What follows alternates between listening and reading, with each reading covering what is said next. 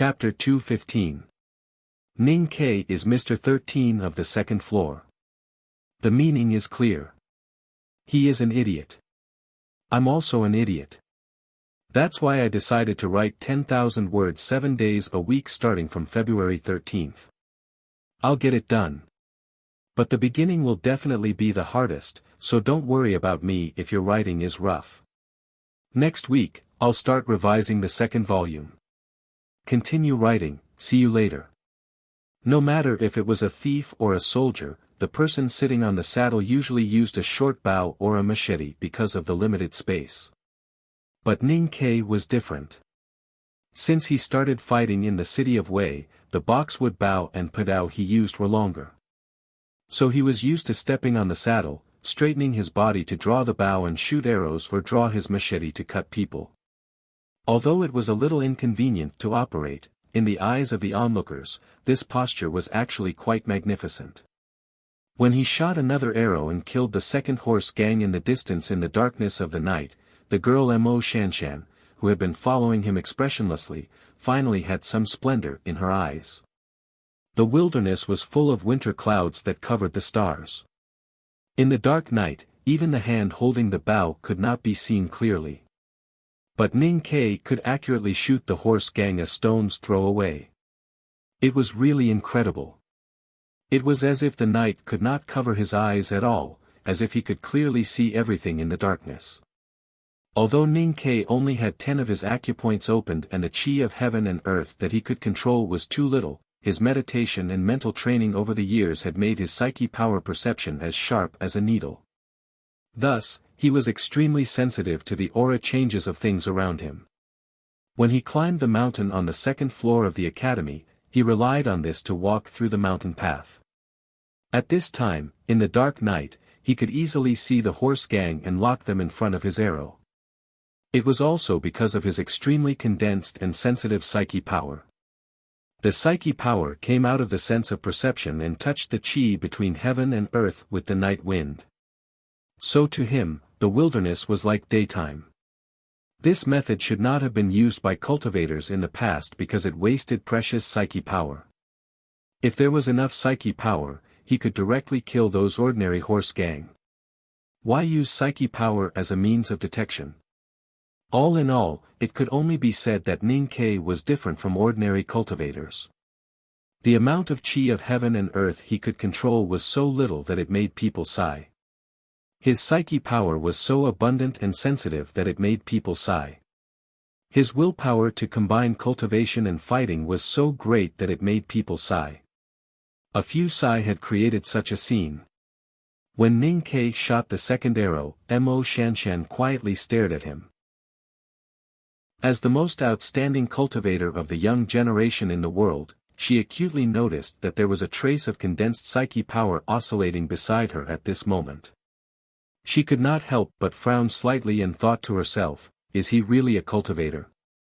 The horse gang in the distance had just woken up from their sleep when 2 of their companions were killed by the arrow.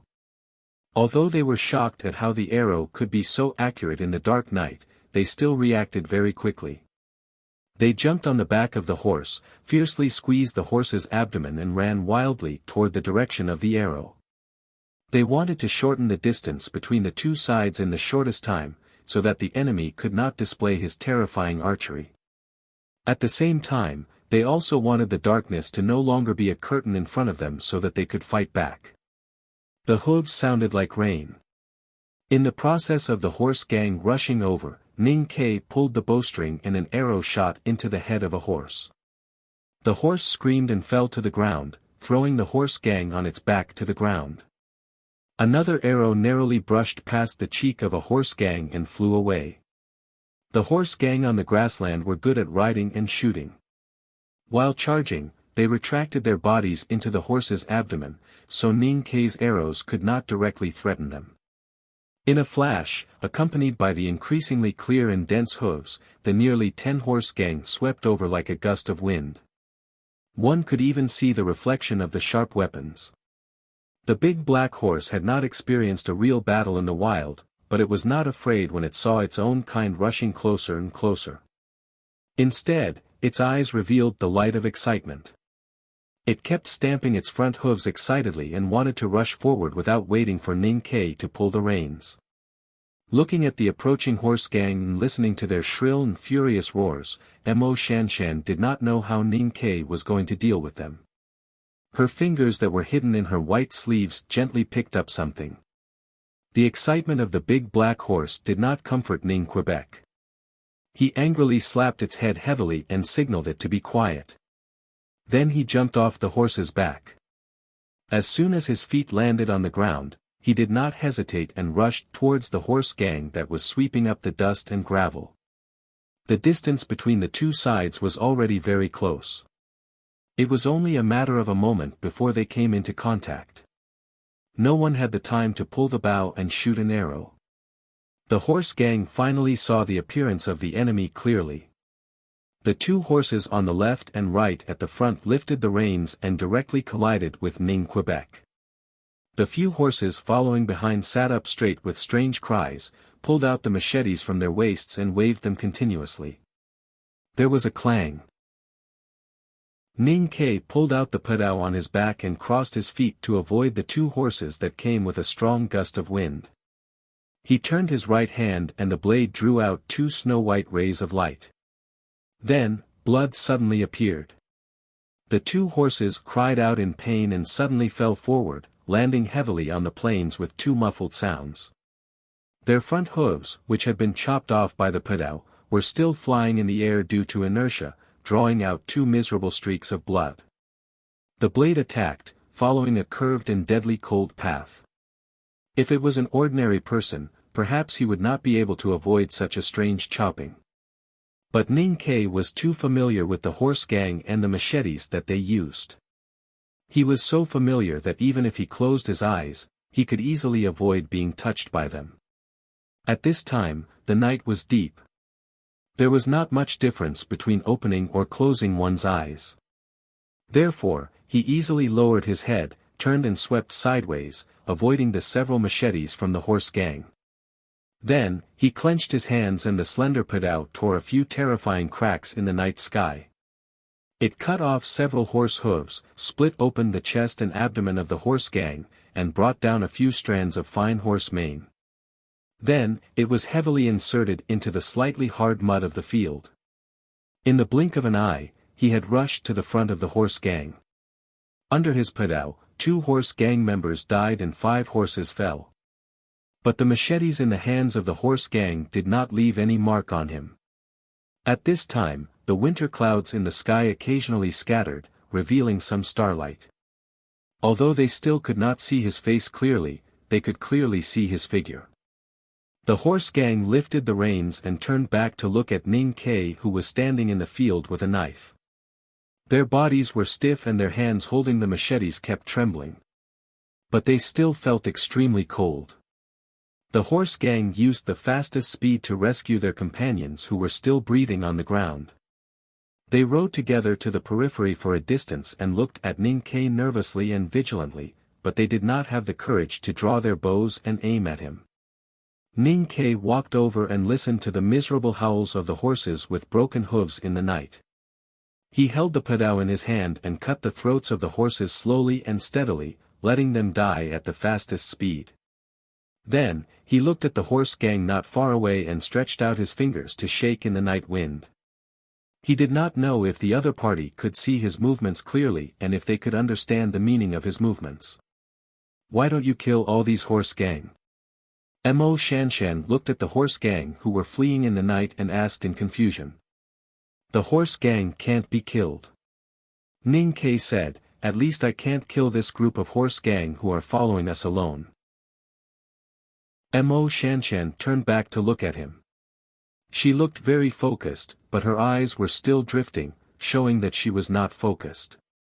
Ning Kai looked at her beautiful round face and said after a moment of silence, "The reason why I killed people tonight is that I hope they can bring back an accurate message." "What message?" "I want to tell them that in addition to you, the talisman master, there is another person who is good at killing horse gang in the grain delivery team. If this group of horse gang wants to eat us, they have to pay a greater price. If the harvest is not proportional to the risk, maybe they will withdraw by themselves. Mo Shanshan said, although I have never met horse gang, I have heard many legends about grassland horse gang. They are known for being cold and bloodthirsty. How could they retreat because of some small setbacks? The colder and more murderous a person is, the more he is afraid of death. I may know more about horse gang than you do. He continued to say, tonight I came to kill horse gang not only to let them bring back a clear message, but also to teach you some things. Mo Shanshan's ink-like condensed but refreshing eyebrows frowned, teach me to kill people. Kill people, or how not to be killed. Ning Ke looked at her and said seriously, you are the most powerful person in this team. When the horse gang attacks, I can save my life, but the lives of those ordinary soldiers and civilians still depend on you. But a few days ago, you wasted your psyche power to arrange talisman arrays outside the camp, which seems to me to be a waste. He said, you are our big killer, so you should not be used for defense, but for attack. Mo Shanshan was silent for a long time after hearing these words, and then she said, I have been cultivating talisman Taoism since childhood. In my understanding, only divine talisman masters can take the initiative to attack. Ning Ke remembered what Master Yen Sei taught him in Chang'an City, and could not help laughing. He looked at her expressionless steamed bun face, which always had some natural joy, and said, who said that talisman masters can't attack before reaching knowing destiny state? As long as it is used properly, even if the steamed bun is frozen hard, it can still kill people. Although Ning Ke had a clear understanding of the grassland horse gang and had dealt with them for many years, the development of the situation was not completely as Ning Ke expected. On the second day, the horse gang stayed away from the grain delivery team, but they did not disperse. Instead, they formed a team again and followed them from a distance. Distance can make people feel beautiful and safe. Although the distance between the horse gang and the grain delivery team had no real meaning for safety, they could clearly feel that the mental pressure of the Yen soldiers and civilians in the team was much less. Even the girls from the Great River Kingdom could occasionally see smiles on their faces. A corner of the curtain of the carriage was lifted, and Mo Shanshan looked at Ning Ke on the big black horse beside the carriage. She looked at his cheeks that were mostly covered by the bamboo hat, and suddenly asked, are you familiar with the wilderness? Ning Ke nodded. Mo Shanshan looked at the shadow cast by the bamboo hat on his face and said, the wind in the wilderness is strong, and ordinary people should not wear bamboo hats. But why do you and many horse gangs wear bamboo hats? Ning Ke hooked the tie on his chin with his little finger and said, with the tie, we are not afraid of being blown away by the wind.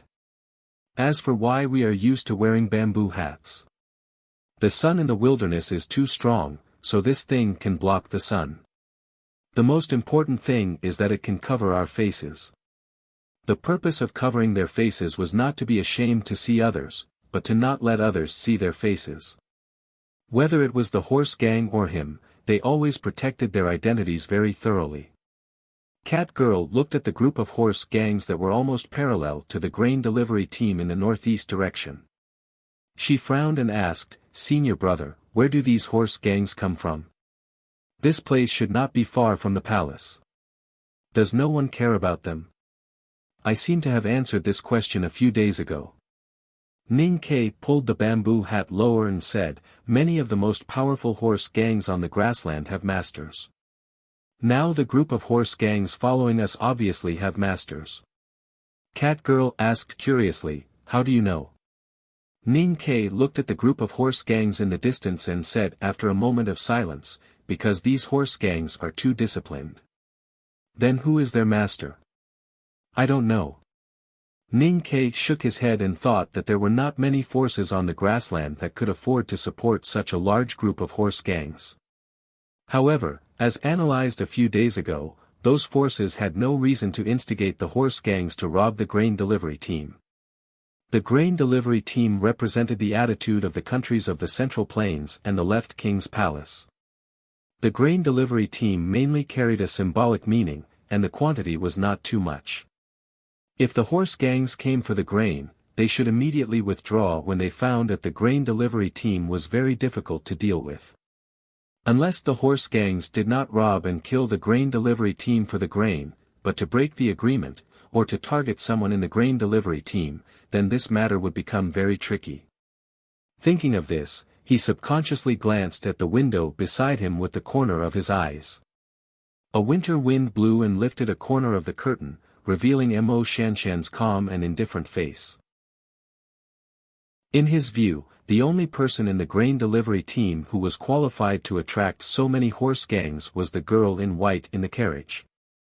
Of course, when thinking about this problem, he excluded himself in advance, because he believed that no one knew that he was disguised as a male disciple of Black Ink Garden and mixed in the grain delivery team.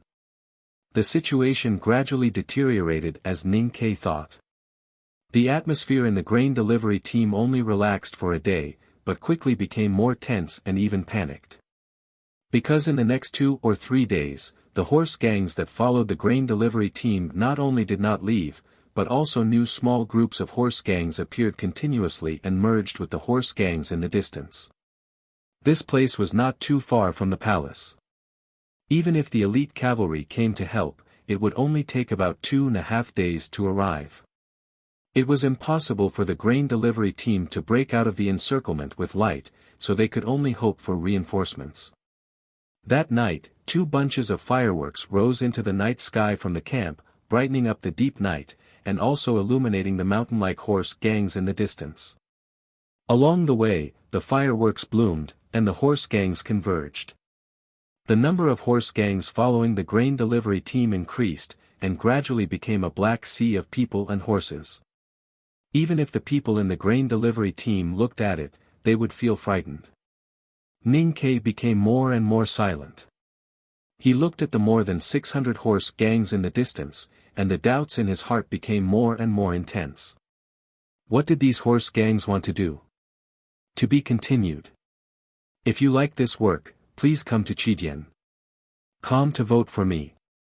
Your support is my biggest motivation.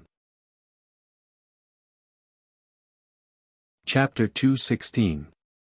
A simple quantitative analysis could lead to a relatively accurate conclusion. For example, a middle-aged man who had 17 concubines must be rich, an official in Chang and who had more than 2 of Ning Ke's calligraphy in his study must not only be rich, but must also have a high status. Therefore, when the number of horse gangs silently following the grain team exceeded 600, the power behind the horse gang quickly surfaced. It was either the Yen Kingdom or the palace. Because in this wilderness, only the Yen Kingdom and the Left King's palace could afford to support so many horse gang. However, Ning Ke still could not understand the purpose of this group of horse gang, because both the Yen Kingdom and the Left King's palace should be very welcoming of the peace talks. Ning Ke became silent, which meant that he was also beginning to feel nervous.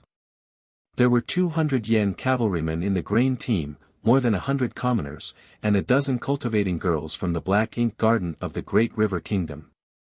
In the beginning, the strength of the two sides was not that different on paper. He had thought that by frightening the other party, according to the horse gang's usual way of doing things, the other party might retreat.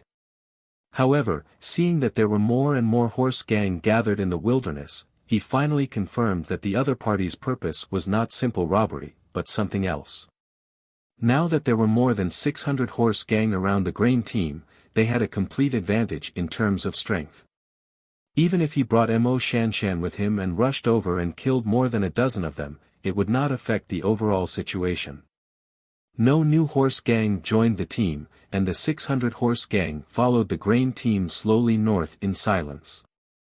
For some unknown reason, the horse gang did not attack. They seemed to be hesitating, as if they were waiting for an order. However, regardless of whether they attacked or not, the horse gang was there, wandering in the surrounding wilderness, and the people in the grain team were under great psychological pressure.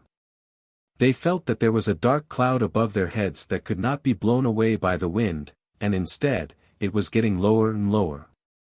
The atmosphere was depressing and even desperate. If they were not in the cold wilderness, perhaps the Pale Yen army would have already scattered. An invisible rope became tighter and tighter between the grain delivery team and the horse gang. Although they had not shown their ferocious faces, Ning Ke knew that as they got closer to the palace, the horse gang would lose all opportunities if they did not attack. Therefore, this rope would eventually break. The wilderness was not entirely made up of frost grass and black soil. There were also abandoned mud cities and undulating hills. Around a wilted poplar forest, the grain delivery team temporarily stopped to rest. The Yen general looked at the horse gang outside in fear, but he still sent out scouts. Although it was meaningless, it was at least reassuring. If there are no reinforcements, we won't be able to defend the food team. Now we are not far from the palace. Whether it is the elite cavalry of Chanyu or the cavalry of Divine Hall, they may encounter us. My problem is that even if they can't see the fireworks, you should have a way to inform them since you are such a powerful talisman master. Ning Ke looked away from the map and asked Mo Shanshan beside him. His tone was a little solemn. Mo Shanshan was as calm or indifferent as usual, as if she could not see the horse gang outside. After a period of silence, she looked at Ning Ke and blinked her sparse and long eyelashes. She said, "The Divine Hall is going to escort several important people to the palace. There should be a team of papal cavalrymen. According to their route, they should not be far from us. They should have seen the fireworks last night." Ning Ke stared at her dull and confused eyes and asked, "If they did not see the fireworks, would they know we are here?" Mo Shanshan nodded slightly, her straight black hair cascading down her shoulders like a waterfall. Ning Ke calmed down a little and took out a water bag to drink. After a moment of silence, he said, "If there are no reinforcements, I will retreat first when I can't hold on. Do you want to come with me?" The "you" in this sentence referred to the disciples of the Black Ink Garden of the Great River Kingdom, not the Yen cavalry and the people from the Yen Kingdom. Cat Girl came to deliver food and happened to hear Ning Ke's words. She blushed and said, "Senior brother. Senior brother. How can you do this?" Ning Ke did not explain anything and rubbed the little girl's head lovingly. He looked at Mo Shanshan who had her head slightly lowered and continued, "You should know that I am a very cold-blooded guy. The first thing I consider is my own survival. If there are no reinforcements and the horse gang attacks, the grain team will not be able to hold on at all. If you still want everyone to survive at that time, it is equivalent to sending your younger sisters and brothers into a desperate situation. So I hope you can be more resolute when the time comes." Because there were 600 horse gangs spying outside, the grain team was extra vigilant and careful every time they stopped to rest. In addition to sending out scouts, the grain carts would also be densely arranged in a circle to prevent the horse gang from breaking into the camp. Although this would bring a lot of trouble, compared to death, no one would think it was too troublesome. Suddenly, there was a noise under a dying poplar tree. Ning Ke stood up and looked in that direction. He shook his head, put on his mask and walked over. Cat Girl followed behind him curiously. The Yen general stared at Zhuo Zhihua in front of him with a gloomy face and said with hatred, "If it were not for you Southerners, how could I be assigned to such a deadly task? You still want me to hold on and wait for reinforcements in this situation? I only have 200 people and there are at least 700 to 800 horse gang. How can we hold on? How can we fight this battle? My attitude is very clear. I will take my people and break out of the encirclement immediately. As for the grain, it is not a big deal to leave it to the horse gang. As long as people are alive, it is more important than anything else. If you want to die with the grain, that is your own business." Zhuo Zhihua suppressed the anger in her heart and pointed to the frightened people around her. She said, "What about these people? They are the people of the Yen kingdom.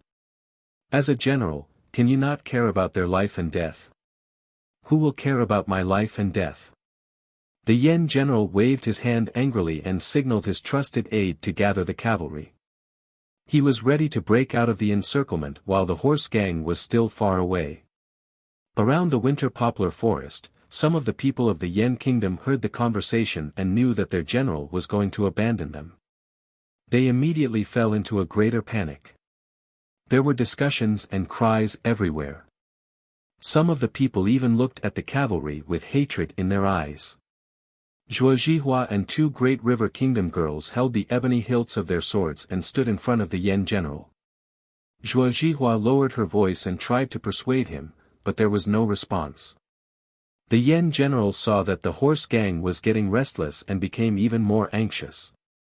He pulled out his saber and stared at the great river kingdom girls in front of him. He scolded coldly, "If you want to stop me, you will have to ask my saber first." Ning Ke stood behind Zhuozhihua and looked at this scene. He frowned. He still did not know the name of the Yen general, and he did not care about his name. He believed that if the general dared to attack, he would die instantly under Zhuozhihua's sword. However, the situation was tense at this time. If there was an internal dispute or even an internal fight, then the hundreds of people in the grain team would all die, even if the horse gang did not come to attack.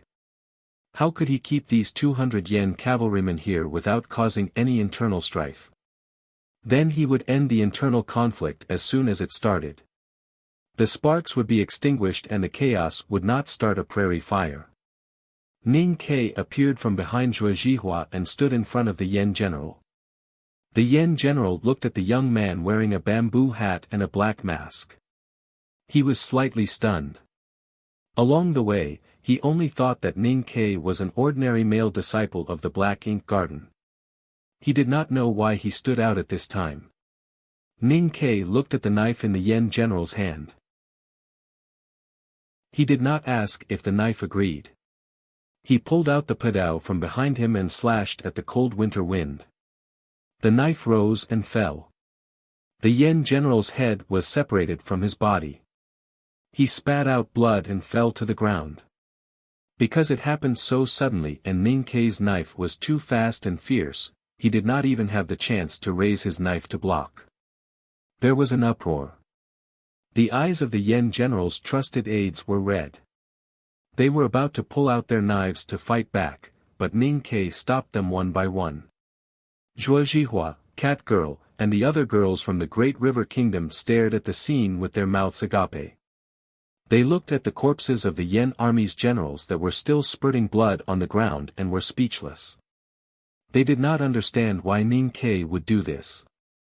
Ning Ke gestured for them to use ropes to tie up the high-ranking officers of the Yen army. He stood in the middle of the crowd and looked at the frightened citizens. He looked at the Yen cavalrymen who had complicated expressions of anger and fear. After a moment of silence, he pointed at the horse gang in the wilderness and said, "The horse gang, those are the horse gang. You should know how cruel they are."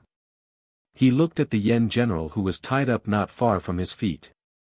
He then looked up at the crowd and said, "In this dangerous situation, those who want to abandon everyone, those who are afraid of death and want to live alone must die. Those who don't listen to orders will also die. Even if I don't kill you, the horse gang outside will not let you live. So I don't want to kill too many of you. You want to live? Then fight with your lives." It was dead silent in the winter poplar forest. Both the Yen cavalrymen and the people of the Yen kingdom looked at the ordinary-looking male disciple of the Black Ink Garden and his calm eyes outside the black mask. They all felt a deep chill quickly occupying their bodies. Because of the chill, they were calm. Because of the calmness, they understood that what he said was right. Cat Girl looked at Ning Ke's back as he walked towards the horse carriage in the forest. She opened her big and bright eyes in confusion and scratched her head. She realized that she could not understand this senior brother of the academy. He had just advised the hill master to retreat in advance. Why did he react so strongly when the Yen general was about to leave? The curtain of the carriage was lifted. Mo Shanshan looked at him and said, "Most of the fickle people I know are despicable. I am not a Yen. These Yen cavalry and civilians have nothing to do with me. Their lives have nothing to do with me. But as a Yen general, he has no right to abandon his people. The reason why I killed him has nothing to do with these reasons. It is purely because his death is more beneficial for the rest of us to live. As for being fickle, Ning Ke began to check his bow and arrows. He lowered his head and said, "If we really can't hold on, I still suggest that you leave with me. So my attitude is not fickle. I am the same as that Yen general. We are both afraid of death.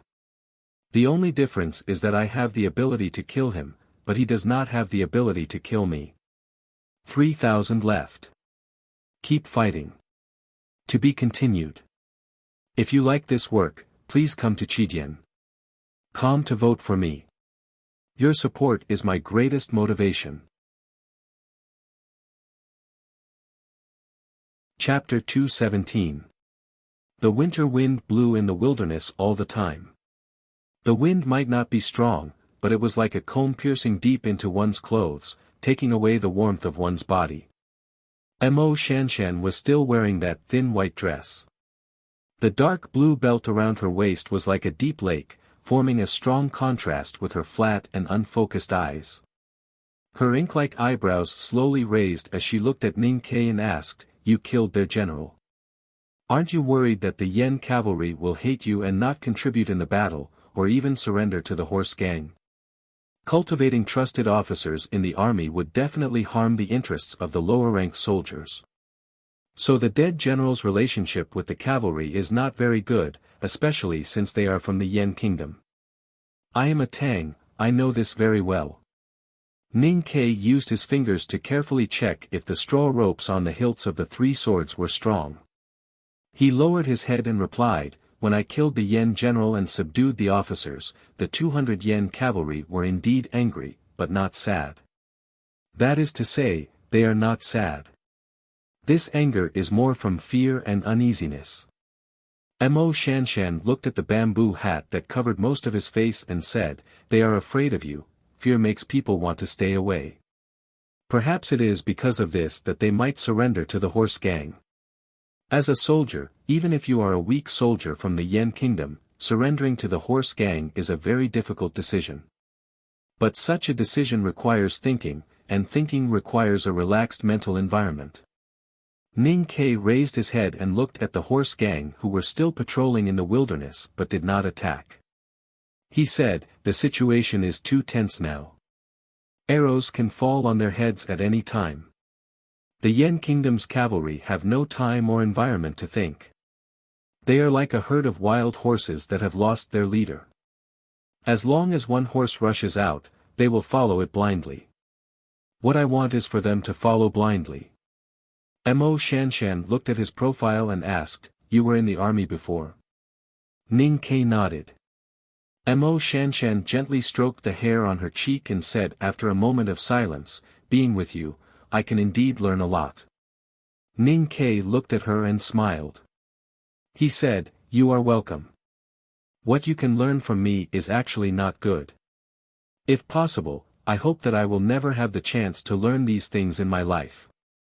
After losing their high and mighty generals and officers who only knew how to suck up to them, the 200 Yen cavalrymen were not that sad.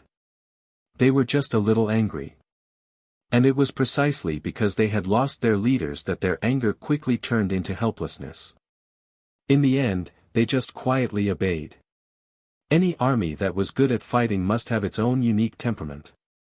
Unfortunately, the Yen army did not have such temperament. If it were any other Tang army, they would not have obediently obeyed the enemy's command after their general was killed. Ning Ke was very satisfied with the unique temperament of the Yen army. He did not appear in front of the curtain to personally command. Instead, he passed down the orders through Mo Shanshan's carriage.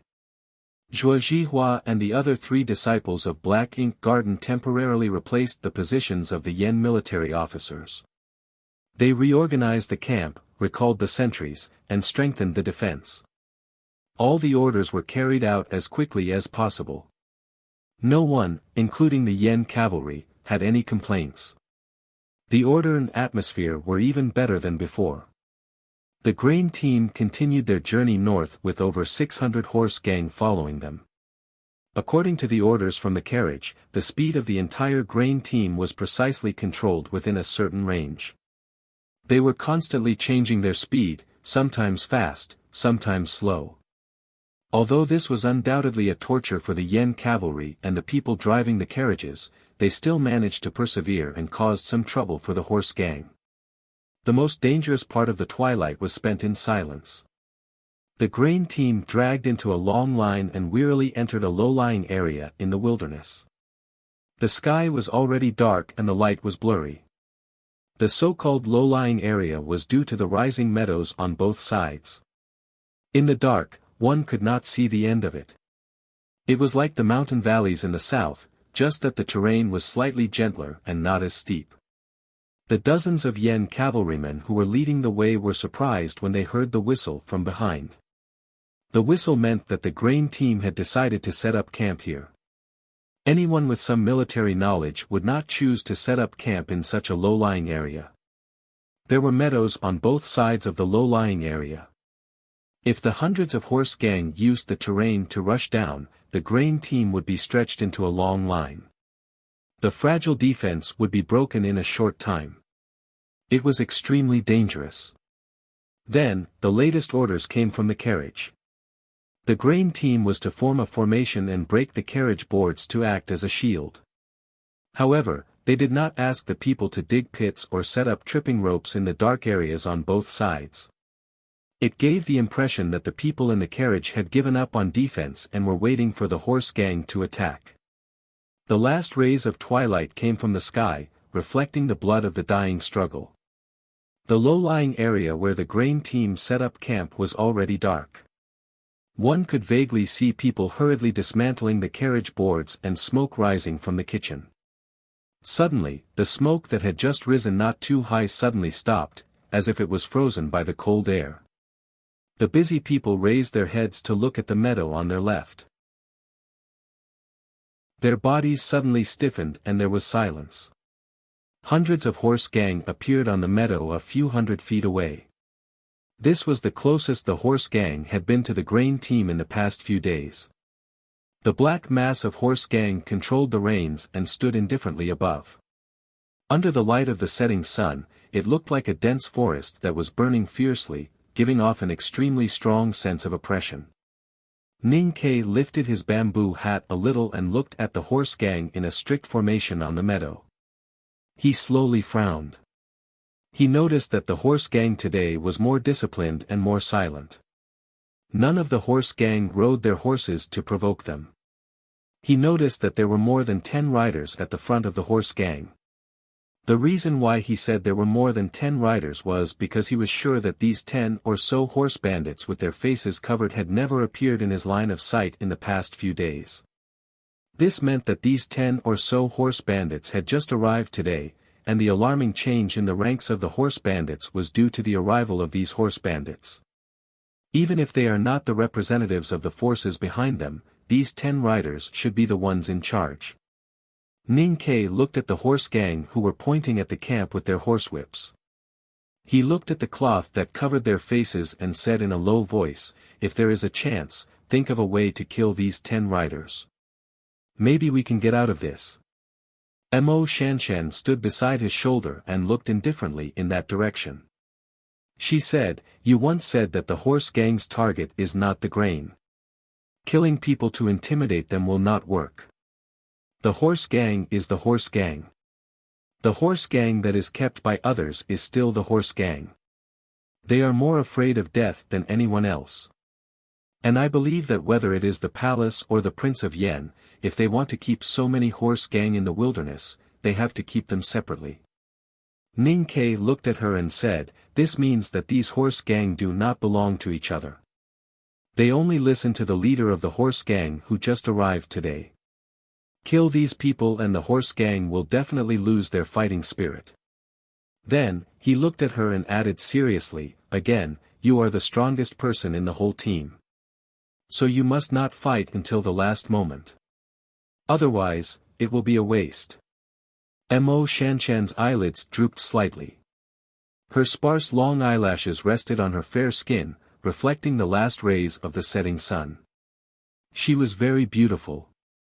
Her slightly puffed cheeks were very cute, but her silence was unbearable. Ning Ke ignored her and took the heavy package off the back of the big black horse. He stuffed it into the horse carriage behind him and said seriously, "The things in the package are very important to me. Keep them safe for me." Mo Shanshan raised her head and looked at him. She said, "Your secret." Ning Ke said, "That's right. You seem to have a lot of secrets." "You have many too." Ning Ke said. Mo Shanshan squinted her eyes and asked, "Why are you not worried about the horse gang's night attack along the way?" Ning Ke looked at her squinted eyes and the beautiful little wrinkles at the corner of her eyes. He could not help but think of the leaves of a certain plant, like a willow. The reason is very simple. It is because it is difficult to find the hidden property of the caravan at night. They wait until the day to search, but they are afraid that the border army will see the warning and come to search. Moreover, a night attack will reduce their riding and archery skills. Their most incisive methods will be reduced, and this is something that the horse gang cannot bear. It is rare for them to follow us for so many days. Mo Shanshan slightly raised her eyebrows and said, "Since it is rare, why can't they launch a night attack?" Ning Ke found that he could easily be defeated by this girl in white. After a moment of silence, he said, "These are the principles that the ancestors of the horse gang summed up with blood and death. They will not deviate from them. Or it can be said that they do not want to deviate from them, because it is already an instinct that is deeply rooted in their bones." Ning Ke looked at her and said, "Just like when you write a talisman, you do not need to think about how to write that talisman. The ink brush in your hand will make a choice in advance before your thinking and move on its own." Mo Shanshan looked at him quietly and asked, "You also know talisman?" Ning Ke smiled gently and answered, "A little." Perhaps it was because of the impending battle, or perhaps it was because the twilight was too beautiful and the night was too close, but in his eyes, Mo Shanshan had become much more pleasing to the eye. Although her gaze was still proud, cold and dull, he thought to himself that with her reputation and status in the world, it was only right. At the same time, Mo Shanshan also felt that this young Tang man had become more pleasing to the eye. That night, Ning Ke spent the night with the Yen cavalry at the back of the group. He ordered the Yen cavalry to sleep with his horse and was not allowed to take off their armor. He also put on a light armor of the Yen army. "Reinforcements are on the way. As long as we can last until noon, we will win." Beside the bonfire, he looked at the confused and even numb Yen cavalry and said seriously. There was finally a change in the Yen cavalry's expression. There was a glimmer of hope in their eyes. Ning Ke did not know if there would be reinforcements. He only knew that the horse gang would definitely attack the next morning. If the situation was not right, he would not hesitate to ride the big black horse and escape. But he could not forget to bring his bag. He should also bring Cat Girl and Zhuo Zhihua. Mo Shanshan should also. It seemed that there were too many things and people to bring. Completed on Monday, continue tomorrow. I seem to have promised too many days. To be continued. If you like this work, please come to Chidian.com to vote for me. Your support is my greatest motivation. Chapter 218. At some point in the morning, the horse gang, who had been following the grain team for more than 10 days, finally launched their attack. The first sound to break the darkness was not the sound of a horn, but the shrill sound of arrows. Hundreds of arrows drew arcs in the air as they shot down from above the meadow. They tore through the cold air and the lingering sleepiness in the camp, whistling as they plunged down. Even though the grain team was mentally and physically prepared for the attack, they still fell into chaos. In the rain of arrows, they screamed in fear and hid in all directions, trying their best to crawl into the carriages around the caravan. The sharp and ice-cold arrowheads pierced through the sturdy carriage boards and were unable to penetrate any further. However, there were still some arrows that easily pierced through the torsos and limbs of the civilians and soldiers, causing blood to spurt out and causing miserable howls of pain. In the blink of an eye, they had caused great damage and death. The Yen cavalry at the southernmost part of the low-lying land was not in the camp. They were attacked by the arrows at almost the same time, but because of Ning Kei's reminder last night, they reacted faster. They all picked up simple shields in front of them or hid behind the rocks, watching the arrows fly over their heads nervously. The Yen horses neighed and galloped in the low-lying land. A few horses could not withstand the arrow wounds on their bodies and fell heavily to the ground. Ning Kei ordered the Yen cavalry to ignore the thinning arrow rain and gather their mounts as quickly as possible. "Everyone, get on your horses and prepare to charge." Ning Kei jumped onto the big black horse and looked up at the edge of the rising meadow in the northeast. He was familiar with the horse gang's fighting style. These bandits did not have any supplies and did not have the habit of carrying a large number of arrows with them. Even though they had planned this attack for a long time, the horse gang still could not deal a fatal blow to the grain team by attacking from a distance. In the end, the horse gang still had to charge through the camp. It was as if a black forest had suddenly sprouted at the edge of the rising meadow in the northeast. Hundreds of mounted bandits dressed in leather armor and thick cloth appeared there silently. The scimitars in their hands seemed exceptionally cold under the first ray of sunlight. It was so cold that everyone in the low-lying area breathed heavily. On the slope of the meadow, a masked horse gang at the front slowly raised the machete in his hand and gave the order to attack. Ning Kei noticed that the horse gang leader was not holding a machete, but a straight one. Hundreds of mounted bandits dashed down the meadow in the direction of the straight blade. In the beginning, the clattering of hooves was a little messy and slow, but as the horses sped up, it became more and more concentrated and orderly. Over 1,000 strong hooves stomped heavily on the slightly hardened surface of the meadow, causing the entire ground to shake. In the early hours of the morning, the wilderness was like a boundless drum. The orderly sound of horse hooves was like a heavy hammer falling on the surface of the drum. Every time the drum fell, the earth would shake. The sound of the drum was like thunder, and the sound of horse hooves was like thunder. The camp, which had just been baptized by the rain of arrows, had just calmed down a little from the chaos. The soldiers and commoners, who were holding weapons and even wooden sticks, guarding behind the carts, could feel the ground tremble beneath their feet. They heard the deafening hoofbeats, and looked at the horse gang coming down like a black flood from above the meadow. They could not help but show a look of despair. At this moment, more than 10 disciples of Black Ink Garden from the Great River Kingdom tightly grasped the black wooden handles at their waists. They pulled out slender swords and stood up. They shouted at the soldiers and civilian workers beside them to raise the weapons in their hands and walked to the back of the carriage. These disciples of Black Ink Garden were only teenagers. This time, they had received an edict from the Divine Hall and came to the wilderness for training. Before this, they had never seen such a dangerous and bloody battlefield. However, the people of the Great River Kingdom, who were deeply influenced by the temperament of the Tang Empire, were also persevering and did not know what fear was.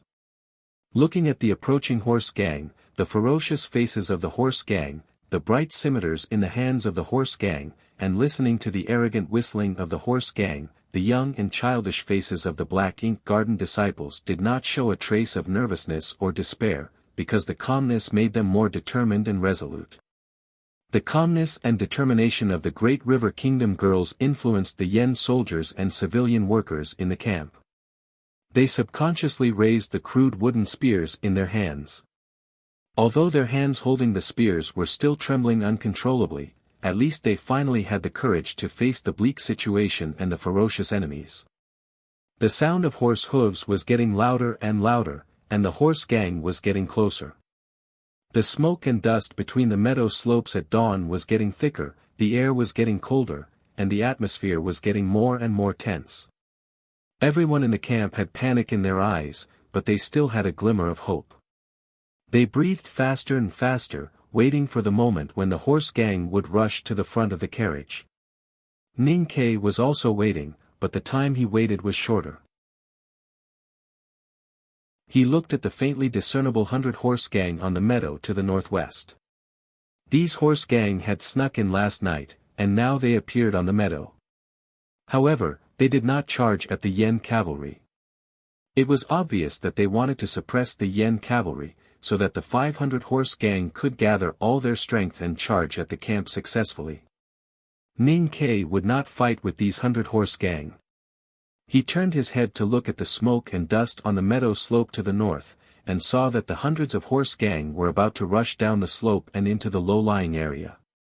He pulled down the bamboo hat on his head and pulled out the padao from his back, signaling the 200 Yen cavalry following him to get ready to charge. "Don't ask how to charge, just follow my horse." He looked at the nervous Yen cavalryman beside him and said this without any pre-battle encouragement. Then, with a flick of his wrist, he pointed his padao at the meadow on his right and kicked the horse's abdomen with both legs.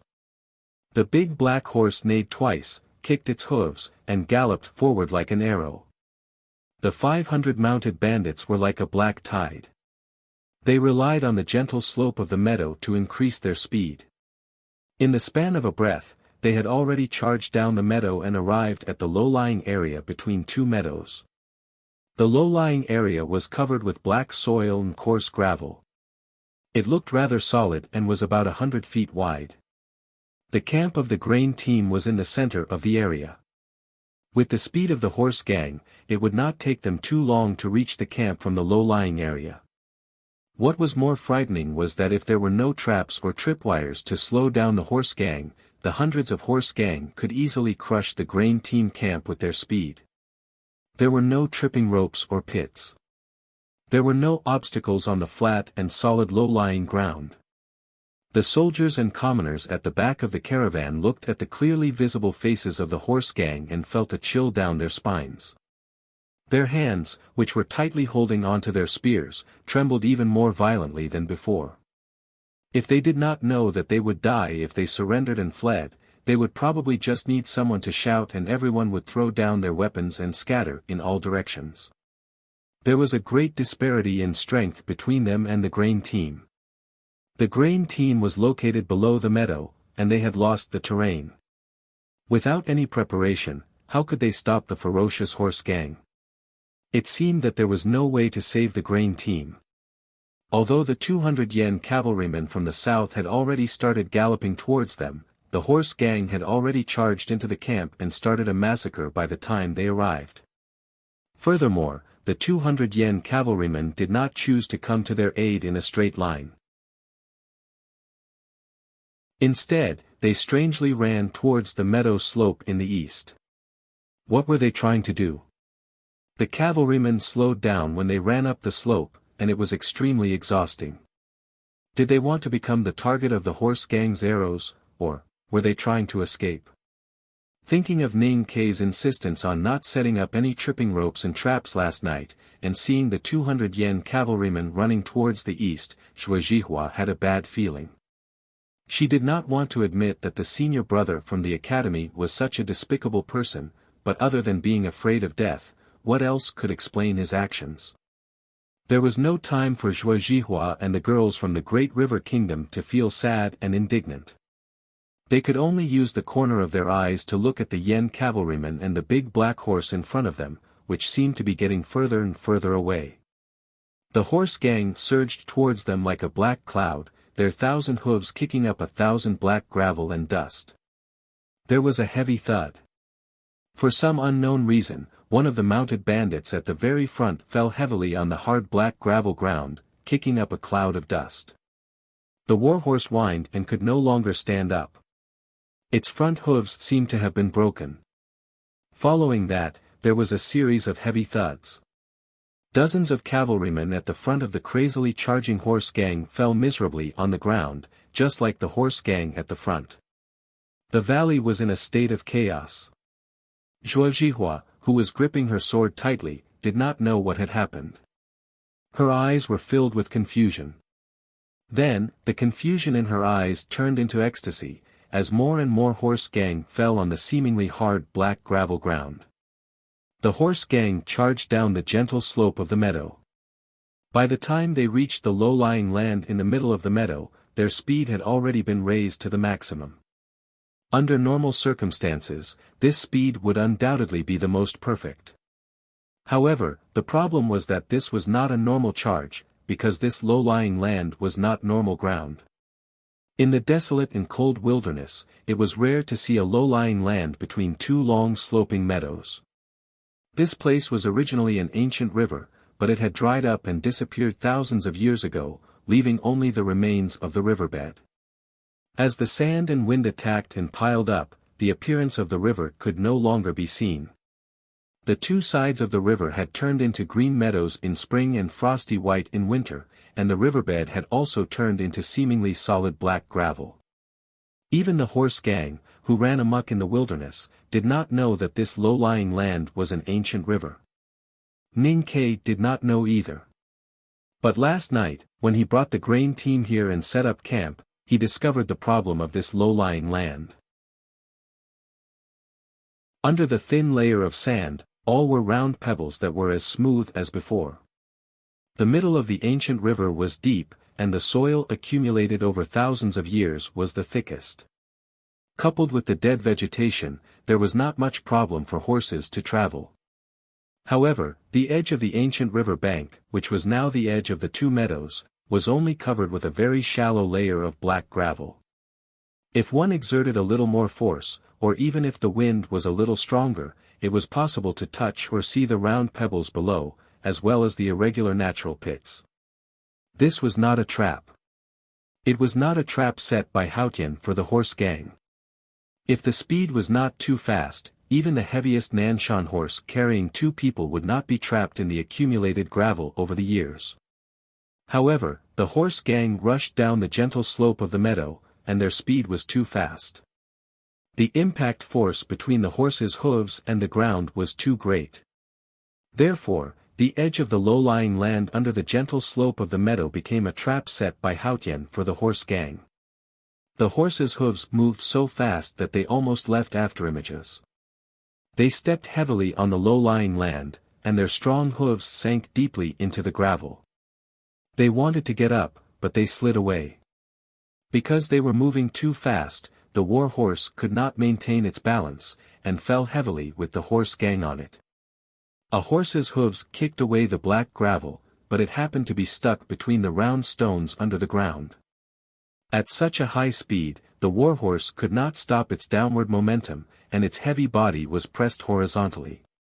With a crack, the horse's hooves were broken, revealing blood-colored muscles and white periosteum. It was a tragic sight to behold. The dozens of mounted bandits at the front had fallen, and the majority of the mounted bandits at the back had already noticed the problem. However, because of the damned reason, their speed was too fast, they were unable to pull the reins to stop their charge. One after another, the horses charged into the edge of the low-lying area, and then fell heavily onto the ground, letting out dull thuds from time to time. If the hundreds of horse gang that rushed down the gentle slope of the meadow were like a black tide, then the seemingly ordinary black gravel outside the camp of the grain team was like the famous breakwater on the coast of the Song Kingdom, a subsidiary of the West Hill Divine Kingdom. Countless invisible round stone pillars appeared, hard and mercilessly smashing the tide. The tide came in wave after wave, and broke into foam wave after wave. The waves in front fell first, and the waves behind followed.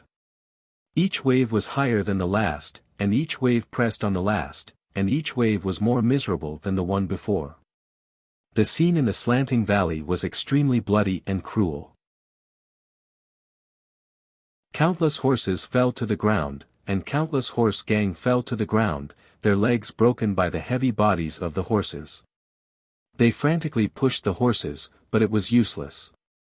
The lucky horses and horse gang directly fainted or died, while the unlucky horses and horse gang were howling in pain, especially the horse gang at the back, who had charged at high speed but fell miserably. They were densely squeezed together, and blood oozed out like pulp, smearing on the ground under the morning light. The fighting power of the horse gang was much stronger than that of the grain team. Although there were at least 100 horse gang casualties in the previous charge, as long as they were given time to regroup, even if they abandoned their horses and charged on foot, they would still bring great pressure and danger to the camp. If the hundreds of people in the camp of the grain team were the elite soldiers of the Tang army who were good at fighting, or even if they were ordinary soldiers, they could rush out of the formation of wagons with weapons and kill a horse gang with a casual stab. Perhaps the first wave of the horse gang's charge would be repelled. Unfortunately, most of the people in the camp were farmers. Under the protection of the wooden shields, they might have the courage to defend with wooden sticks and spears, but they did not have the courage to charge out of the camp to kill the enemy. More importantly, the 300 horse gang at the back had narrowly avoided the natural traps in the low-lying land. At this moment, they were holding bows and arrows, vigilantly observing the movements in the camp. Therefore, whether or not they could defeat the first attack of the horse gang depended on the 200 yen cavalrymen in the south. At this moment, the people in the camp understood that the 200 yen cavalrymen abandoned the valley and chose to ascend the meadow not to escape, but to avoid the traps that Haotian had hidden in the ancient river. The 200 yen cavalrymen moved ahead of time. However, as they were charging in the opposite direction of the meadow, it was a huge drain on their horsepower. Therefore, they were not fast, especially when compared to the big black horse that looked like a bolt of black lightning. The moment the yen cavalrymen moved, the 100 horse gang who were monitoring and suppressing the yen cavalrymen on the meadow to their left immediately moved. These horse gang rushed down the meadow as fast as they could, wanting to make a detour and kill the yen cavalrymen from the side. However, they did not expect the yen cavalrymen to not follow the center of the slanting valley, but towards the meadow instead. The 100 horse gang saw that they could not catch up with the yen cavalrymen. They waved their whips and whistled as they increased their speed. The sound of hooves thundered down the meadow, and they suffered the same fate as their companions who were charging in the north. The cold winter wind of the wilderness hit Ning Kei's face, making his cheeks feel hot. Ning Kei heard the cries of pain coming from behind and knew that the horse gang would not be able to catch up with him. He calmed himself down and began to think of some strange questions. The cold wind could make my face hot, was it because the wind was too strong and caused friction? But if that was the reason, how thick and hard must my skin be? Being able to remain calm in the face of a major event was a description of some outstanding human qualities. However, temperament was cultivated later on. Ning Kei was used to seeing life and death since he was young. He had been through many trials and tribulations. Whenever he encountered a major event that involved life and death, he would habitually think about trivial things and then return his emotions to extreme calmness. Just like how his hands, which were holding the boxwood bough, were so calm that even when the wind blew against them, they did not tremble at all. Step, step. Straighten. Draw the bow. Mispoint. Twist the rope. Release. When the arrow left the bowstring, it was like dew dripping from the surface of a leaf. It was slow and then slightly deformed. The center of the arrow bulged outwards. With the rotation, the bulge drew an arc in the air. The arrowhead was swaying, and the feather tail was swaying. It followed a complicated curve and finally became a straight line, tearing the air and flying into the distance. The arrowhead lightly touched the rough skin that had been tortured by the scorching sun and wild wind. It was like tearing the air, easily tearing the skin like paper and tearing the flesh like cotton, bringing out thick blood and broken bones. It did not stop swaying until it pierced deep into the throat. However, the feather tail was still swaying, but it became faster and made a buzzing sound when it trembled. 3 horse gang members were shot in their throats. Blood spurted out and they fell off their horses before they could even scream. Ning Kei's bamboo hat was tied tightly by the rope. No matter how strong the winter wind in the wilderness was, it could not be blown off. There was no emotion in Ning Kei's eyes that were exposed outside the mask. He only focused on the approaching horse gang. Nearly 200 horse gang members were trapped between the round rocks at the edge of the low-lying land. They were in a sorry state. 300 horse gang members were at the back, trying to forcefully rein in their territory. Their formation was extremely chaotic, especially the defense on the side. If there was a broadsword that forcefully slashed down from the side of the horse gang would definitely be defeated. He led 200 Yen cavalrymen and charged diagonally from the meadow. He wanted to make such a broadsword. There are still 5,000 words left today, to be continued. If you like this work, please come to Chidian.com to vote for me. Your support is my greatest motivation.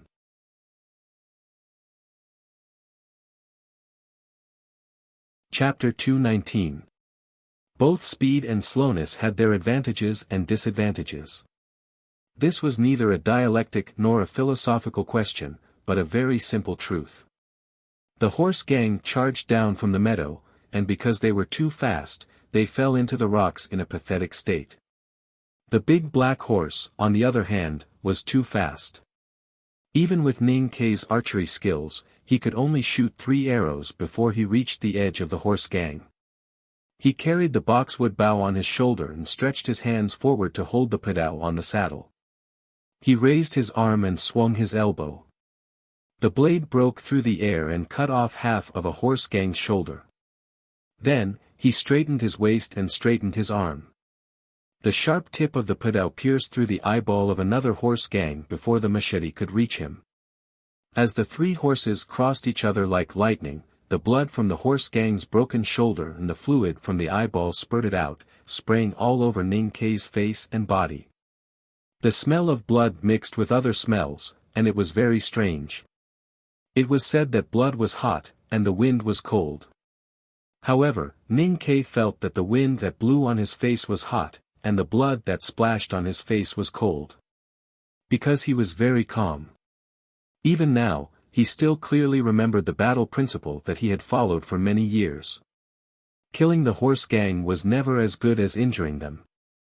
If a horse gang died, then so be it. If he was seriously injured and could not die immediately, then he would be a burden to his fellow horse gang members. Although this kind of thinking was cruel, it was very useful. Looking at the dozens of horse gang charging towards him, Ning Kei took a deep breath and tightened his grip on the big black horse.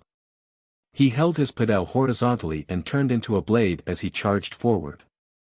Behind him, the 200 Yen cavalrymen finally caught up. They formed a line and attacked the side of the horse gang that was still in disarray. The winter wind in the wilderness blew again, but it could not blow the hair on Ning Kei's forehead. This was because his hair was already soaked in the horse gang's blood. At this moment it was sticky and tangled together, just like Ning Kei's conflicted feelings. The campsite was a mess, and there were already a few gaps in the formation of carriages. The horse gang temporarily retreated, but the wave of attack before they retreated still caused great damage to the camp. The camp was full of people and soldiers who were covered in blood and had numb eyes. If it weren't for the Great River Kingdom's girls, the camp would have been broken by the horse gang. The situation of the horse gang was not much better. At the edge of the low-lying land not far from the camp, many horses with broken hooves and serious injuries were lying on the cold ground, struggling for their lives. From time to time, they would shake their heavy heads. Under or beside the horses, there were many cold corpses of the horse gang. However, all the wounded members of the horse gang were brought back by their companions. From this, it could be seen that although the horse gang was severely injured, they did not collapse. They still had the ability and spirit to launch another attack. Ning Kei raised his arm to wipe away the trickle of blood between his eyebrows. He turned around to look at the northwest direction of the campsite. The Yen cavalry was fighting with a group of horse gangs as they gradually moved further away. He could not help but shake his head. In the eyes of the people of the Central Plains, the horse bandits of the grasslands were the most ferocious existence in the world.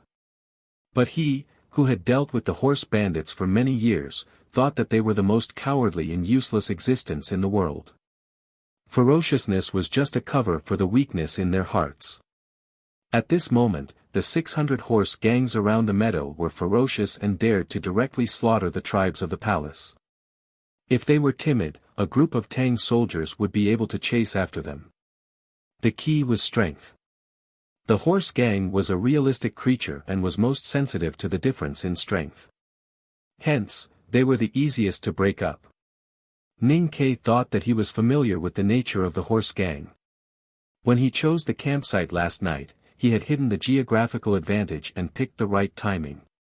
He had thought that with 200 yen cavalry charging at the side of the horse gang, he would be able to crush the 500 horse gang. However, he had forgotten that the ones charging at the horse gang with him were not his old buddies from the city of Wei, nor were they the Tang cavalry from the West Army of the Blue Water Battalion in the south. They were the Yen cavalry with extremely low combat power. The combat power of the Yen cavalry was even worse than Ning Ke's worst-case scenario. The 200 Yen cavalry had used the geographical advantage to charge at the horse gang. However, they did not manage to scatter the horse gang. They were not even able to penetrate the horse gang and were dragged into a battle with the horse gang. After a few rounds of attacks, dozens of Yen cavalry were killed by the horse gang. If not for the fact that the horse gang's formation was in a mess, this long-planned attack might have caused the Yen cavalry to be completely annihilated. The Yen cavalry and the horse gang fought for a while. Both sides could not take it anymore and temporarily separated. Ning Ke took this opportunity to ride the big black horse back to the campsite. On one hand, he did not have much hope for the remaining 100 Yen cavalry. On the other hand, he felt an inexplicable sense of wariness in his heart. A sharp whistle suddenly sounded in the cold air. Ning Ke reacted quickly and leaned to the side. An arrow flew past his clothes and hit a carriage wheel, the tail of the arrow shaking violently. He did not care that his black mask was stained with the horse gang's blood and smelled bad. He put the mask back on and took down the boxwood bough on his back. He pulled the string and shot a horse gang member who had rushed to the campsite. Then, he felt a slight soreness in his shoulder. He knew that he had pulled the bough too many times today. If he continued like this, his right arm might be crippled. The horse gang obviously did not want to give the people in the campsite too much time to rest. After a short rest, they attacked fiercely again. They did not care about their own injuries at all. This kind of reckless action that had nothing to do with benefits and risks had exceeded Ning Ke's understanding of the horse gang. The doubts in his heart grew stronger. More than 200 horse gang members rushed over from all directions. The civilians, who had already become numb to life and death, gathered unprecedented courage at the last moment of life and death. They carried their crude wooden spears and pierced through the gaps in the formation of the carriages. A wooden spear pierced through the chest of a horse gang member. Blood flowed freely. Then, 3 horse gang members crawled through the formation of carriages. They waved their machetes and hacked the civilians holding the wooden spears until they were covered in blood. A snow-white sword light flashed. The slender and elegant sword chopped at the 3 horse gang members with the sound of sword chi.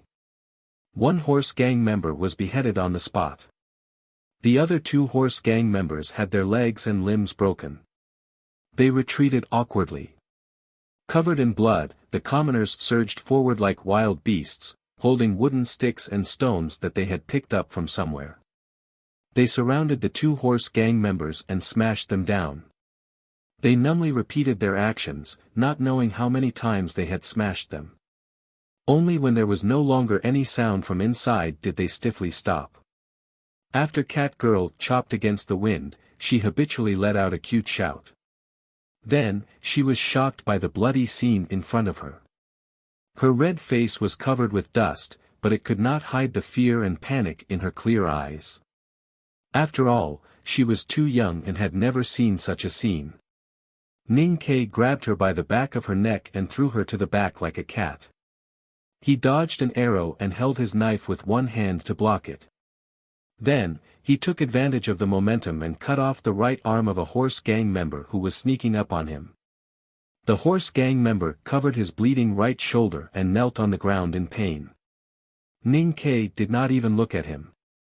He held his padao and went to the next dangerous place. He knew that the horse gang member with a broken arm and no knife would be drowned by the civilians in the next moment. So, he did not want to waste any more energy. Once the formation of carriages was broken, everyone in the camp would die. Based on this simple understanding, both the civilians and the soldiers of the Yen kingdom became extremely valiant at this moment. They took any weapons they could find and desperately attacked the horse gang that climbed over the carriages. But it was the Black Ink Garden disciples from the Great River Kingdom who made the camp hold on for such a long time. These young girls and boys did not have much battlefield experience. Relying on their pride, perseverance, and excellent swordsmanship given by their sex, they slashed out streaks of sword chi in the meadow of the wilderness and killed the troublesome horse gang members. However, there were too many horse gang members and too few Black Ink Garden disciples. Although the civilians and soldiers fought hard, they could not change the overall situation. The camp was surrounded by danger and could be broken through at any time. It seemed that they had reached a desperate situation. At this moment, a clear sound of flute came from the carriage in the center of the camp. Hearing the sound of flute, Zhuozhihua, Cat Girl and other Black Ink Garden disciples became spirited. They did not care about their psyche power and stacked their sword chi to force the horse gang members to retreat. Then, they walked to the grain bags. Hearing the sound of flute and observing these scenes, Ning Ke felt a little solemn. There was even a hint of anger in his eyes that were exposed outside the black mask. This was the team that transported the grain to the left tent palace. They were escorted by Yen cavalry and needed mules and horses to transport the grain. Therefore, in addition to many carriages of grain, they also brought a lot of hay for the mules and horses to eat. The unloading boards of the grain wagons formed a circular formation. The cloth bags filled with hay were all gathered under the boards.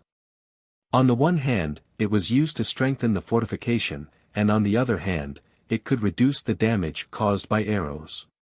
Hearing the sound of flute, the Black Ink Garden disciples came to the front of these straw bags and used their swords to lift them into the air outside the formation. At this moment, the most concentrated wave of horse gang members attacked again. Not knowing whether it was because of the sword chi of the Black Ink Garden disciples or some other reason, more than 10 bags of hay flew into the air. Suddenly, the cloth bags burst open and fell apart with a hissing sound. The hay in the bags seemed to have been punched hard and scattered around at an extremely fast speed, like a grass rain. At the same time that the sacks of hay burst open and scattered in all directions, an extremely dry smell enveloped the entire camp. In between each sack of hay, a faint spark could be seen faintly shining, and then in an instant, the entire sky was set ablaze. The grass rain turned into a fire rain and fell from the sky. It covered the light of the eastern sun and turned the entire periphery of the camp into a sea of fire. The horse gang members who were dazed by this strange scene did not even have time to react before they were engulfed by the sea of fire. They became pitiful people who were about to drown or burn to death. The peasants and soldiers in the camp were also stunned by this scene. They held all kinds of weapons and looked at the sea of fire that was so close to them, but none of them flew into the formation of carriages. It was as if they had seen the miracle of Haotian. Only Ning Ke noticed the sudden change in the primordial chi between heaven and earth when the hay bags burst open and burned. He felt the faint talisman power in each bag of hay and even saw the subtle picture when the talisman paper was burning. The talisman fire was ignited by the hay and quickly burned and spread. It fell on the horse gang members and was extremely difficult to extinguish. The horse gang members who rushed to the front of the formation were on fire. They howled miserably and ran around. Some rolled on the ground, but they were still rolling in the fire. Some looked around for clean water, but it was not easy to find water in the winter wilderness. Several horse gang members who were on fire howled and rushed into the formation. They did not even have time to lift their machetes and fell to the ground in pain. The horse gang finally retreated again, leaving dozens of charred bodies outside the camp. Many of the bodies were hugging each other tightly. It was probably the panic before death that made the horse gang members unable to distinguish who was the enemy and who was the friend. A burning smell floated in the air. A cheer of victory echoed in the camp. Ning Kei stared at the girl in white in the horse carriage and said, "I have reminded you that you are the strongest among us and your psyche power is our most precious weapon. You should use it at the most appropriate time and not casually." Mo Shanshan raised her head and looked at him. It was unknown whether it was because she had seen too many bloody scenes or other reasons, but her face was very pale at this time, even whiter than the white dress she was wearing. "Many people have died. If I did not help, more people would have died just now." Ning Kei looked at her and said, "You are too soft-hearted." Mo Shanshan's eyelashes trembled slightly and she replied, "I am a woman." Ning Kei suppressed his anger and mocked, "You are not married yet." Mo Shanshan calmly replied, "Even if I am married, I will not marry you." Ning Kei said after a moment of silence, "If you still have psyche power, you must leave the last bit to me." He was a talisman cultivator and was very clear about the consumption of psyche power by talisman Taoism. The girl's pale and haggard cheeks showed that she had consumed too much psyche power these days. He had to admit that in the whole team, the girl in white was the strongest. Therefore, he could not help but feel angry in the face of such a situation. The horse gang suffered heavy casualties under the fire talisman, but there were at least 200 horse gang members above the meadow who still had the strength to fight. Mo Shanshan's psyche power was exhausted, and his real state was only no doubt state, so he could not resist at all. Of course, Ning Kei still had some trump cards to save his life. But things like the primordial 13 arrows and the brocade pouch given to him by his master would be a great waste if they were used on these horse gang members. Before his life was really in danger, he would never use them, even though he was just a little less stingy than Sang Sang. The key was the reinforcements. The grain team camp had lasted for such a long time, but the reinforcements he had imagined never appeared. If he had been sure that there would not be any reinforcements from the beginning, he would have already escaped on the big black horse. "Are there any reinforcements?" He stared into Mo Shanshan's eyes and asked. Mo Shanshan looked back at him coldly and said, "Only the reinforcements know." Ning Kei did not try to communicate with her anymore and said directly, "Get ready to break through. My horse can only take one person. I will take Catgirl, and you will be responsible for your people." Mo Shanshan asked, "Then what about the Yen soldiers and civilians who have been fighting with you for such a long time?" Ning Kei answered, "I just met them by chance, and we are not comrades." Mo Shanshan shook her head gently and said, "I will not leave." Ning Kei looked at her and suddenly said, "Haven't you noticed that the horse gang's target on the meadow is to kill you? Apart from you, who else in the grain team is worth paying such a big price for?" Mo Shanshan looked at him and said calmly, "If the horse gang's target is me, then these people will die because of me. All the more reason for me not to leave them." Ning Kei raised his eyebrows slightly and said, "Idiot, if you leave, you can attract the horse gang's attention. Then why would the horse gang attack the Yen soldiers and civilians who are not a threat?" Mo Shanshan smiled slightly and said, "You don't have to lie to me. I now understand how cruel the horse gang is." Ning Kei suddenly realized that her usually listless eyes had become exceptionally clear and certain, as if she could easily see through his thoughts. He looked at her for a long time, then turned around and left. The horse gang on the meadow was gathering, and there might be another attack in the next moment. He used his palm to wipe away the coagulated blood on his face and changed into a new mask.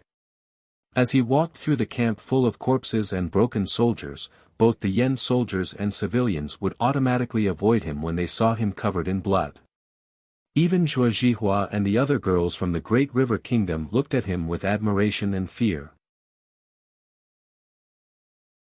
Since the battle with the horse gang so far, apart from the fire talisman that burned the sky, the main reason why the grain team could still survive was because of Ning Quebec. He had killed many horse gang members with his padel. Many people saw how he killed the horse gang. He killed people like grass without a sound. What made people feel the most cold and awe-inspiring was the calmness with which he killed the horse gang. This calmness seemed to contain some kind of indifference towards life. Feeling the strange eyes from all around, especially the timid look of Catgirl, Ning Ke did not explain anything. He quietly ordered people to repair the cart array, and at the same time, he used his peripheral vision to observe the surrounding meadow and valley, thinking about the escape route. The horse gang was afraid of death, and so was he. However, he knew a fact better than most horse gang members: the braver you were in the face of death, the more difficult it was for you to die. This was the precious experience gained from countless years of life and death experiences since childhood. As for indifference to life, he had always been indifferent to the lives of the horse gang. The reason why the horse gang by the Shubi Lake was so frightened by him was that he was just an ordinary soldier in the city of Wei. Once he left the city of Wei and entered the wilderness, he was a thief on horseback. Ning Ke and his comrades in the city of Wei were horse gang members, the most ferocious kind of horse gang. In those years, he had killed countless horse gang members. If it was at that time, with a world-famous female talisman master behind him, he might have stayed to deal with the horse gang for a while. But not today. Because he was a little uneasy. It was not because there were too many horse gang members, nor was it because of the cruel and passive situation. It was because he always felt that someone was watching him, and that person had been watching him for a long time. Not one day, not 2 days, but many days. At the highest point of the meadow in the east, a dozen horse gang members stood quietly, looking down at the chaotic battlefield. Most of the dozen horse gang members arrived last night, and they were the ones who attracted Ning Ke's attention. Different from the ordinary horse gang members, they all covered their faces with cloth, as if they did not want others to see their faces. It was obvious that these dozen horse gang members were the leaders of the 600 horse gang members. However, for some unknown reason, the horse gang members kept dying in the valley. Whether they were killed by the Yen cavalry or crushed to death by falling horses, they remained calm. When the burning fire talisman in the camp of the grain team was ignited, most of the dozen horse gang members finally showed shock in their eyes. However, the leader of the horse gang at the front remained absolutely calm. This horse gang leader's eyes were full of vicissitudes, and he was obviously middle-aged. There is indeed a very powerful talisman master in the grain team. Maybe it really is that young talisman master. The disciples of Black Ink Garden are indeed the disciples of the master of calligrapher. Their sword aura is really powerful. The horse gang leader said coldly, but after so many days, even the legendary calligraphy addict's psyche power must be drained. Let the people below prepare to continue the attack. The continuous attack for several days and nights was to drain the psyche power of the young talisman master hidden in the grain team. This leader's plan seemed to be very patient, and now he did not hesitate to let his subordinates use their lives to drain the last of the psyche power of the young talisman master, showing his cold-blooded ruthlessness. Feeling the hesitation of his subordinates, the leader frowned slightly and said coldly, "The Central Plains Coalition Army and the palace are negotiating for peace. Other than the desolate man, the most unlucky ones are your horse gang members. Kill the people we should kill to stop this negotiation. For this goal, it is worth it no matter how many people die." A subordinate said in confusion, "The palace Chanyu and the divine hall will not be fooled by such an obvious trick." The leader said coldly, "What we want is the truth. The truth is more powerful than any other words. As long as we kill these people below, there is no way for this negotiation to continue. The riders on the meadow thought of the bigwig and immediately understood the meaning of the leader's words. The leader looked at a place in the camp and said, "Continue the attack. If the person on the black horse tries to escape from the camp, it is time for us to do it ourselves. Remember, we must ensure that that person is killed in this operation." The riders only knew that the person the leader was talking about was a male disciple of the Black Ink Garden who had previously shown extremely powerful strength. But they did not know the person's real identity, so they were very confused and thought that if they wanted to cause enough shock in the wilderness, the first goal should be to kill the young talisman master in the horse carriage. A horse gang member behind the leader hesitated for a moment, and then he plucked up his courage and said, "Your Excellency, the casualties of our subordinates are too heavy. We really can't fight anymore. If we continue to force them, I am afraid that these guys will collapse." This title was very strange. It did not seem like a title among horse gangs, but more like an official title. The horse gang leader glanced at him lightly and said, "If you can't command these horse gangs after leading them in the wilderness for nearly 10 years, then what is the use of you living?" The horse gang member felt a chill all over under his gaze and did not dare to say another word. The horse gang leader looked at the camp below and said emotionlessly, "These horse gangs don't know their identity and always think that they are real horse gangs. But you can't forget your identity. Thieves on the horse, soldiers off the horse. And you, are the soldiers of the general." Hearing these words, the meadow fell silent. After a long time, someone finally asked, "Your Excellency, how to deal with the young talisman master in the carriage? No matter how strong the calligraphy addict is, she has not entered the knowing destiny state. Once her psyche power is exhausted, how is she different from an ordinary person? And even if she still has the strength to fight, can she stop us from killing that young man?" Since the beginning of the battle, more than 10 cavalrymen who had been quietly standing on the top of the meadow dispersed and gathered their subordinates. They began to prepare for the last and most powerful attack, leaving only the horse gang leader there. The horse gang leader raised his right hand and pressed his bamboo hat lower. He quietly looked at the young man in the Black Ink Garden uniform in the camp below, who was covered in blood with knives and arrows on his back. After a long time of silence, he smiled with mixed feelings.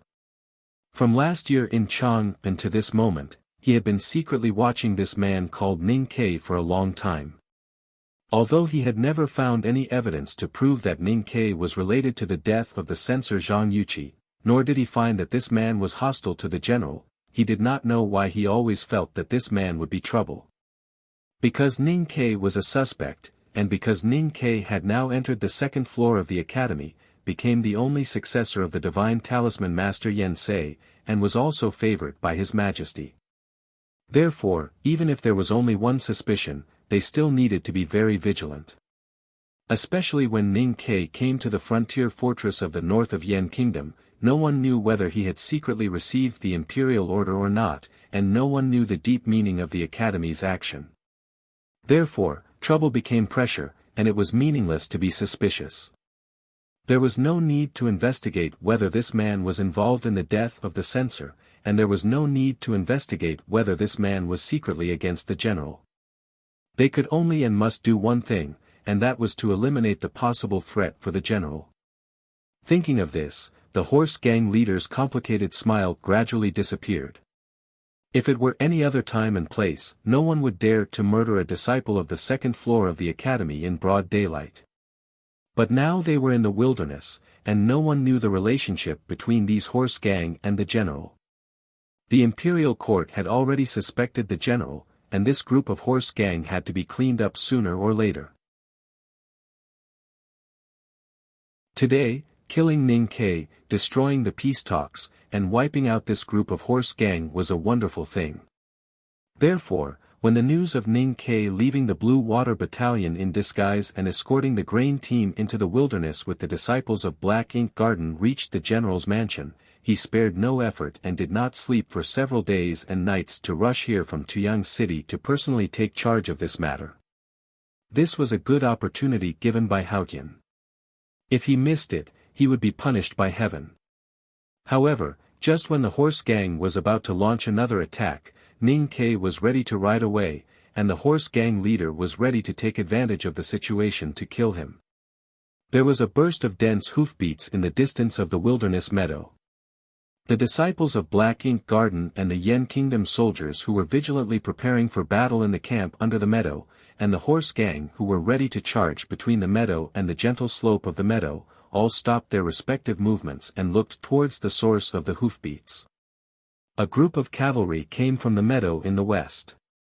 There were not many people in this group of cavalry, about 100.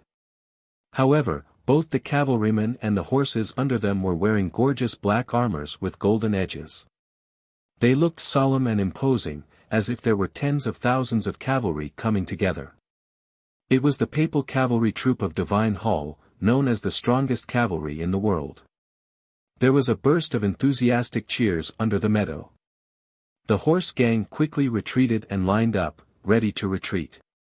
However, what happened next was out of everyone's expectation. An old hand stretched out from a carriage in the middle of the cavalrymen of Divine Hall. The 100 cavalrymen of Divine Hall slowly stopped and looked at this side indifferently from thousands of feet away. They did not immediately attack the horse gang. People in the camp of the grain team looked at that side in astonishment.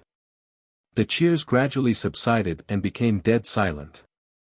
Some people guessed the intention of this group of cavalrymen of Divine Hall, and their faces showed a look of disbelief and indignation. I didn't stop writing. I wrote 12,000 words today. The task on Tuesday is finished.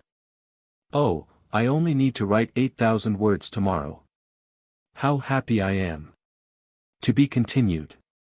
If you like this work, please come to Chidian.com to vote for me. Your support is my greatest motivation.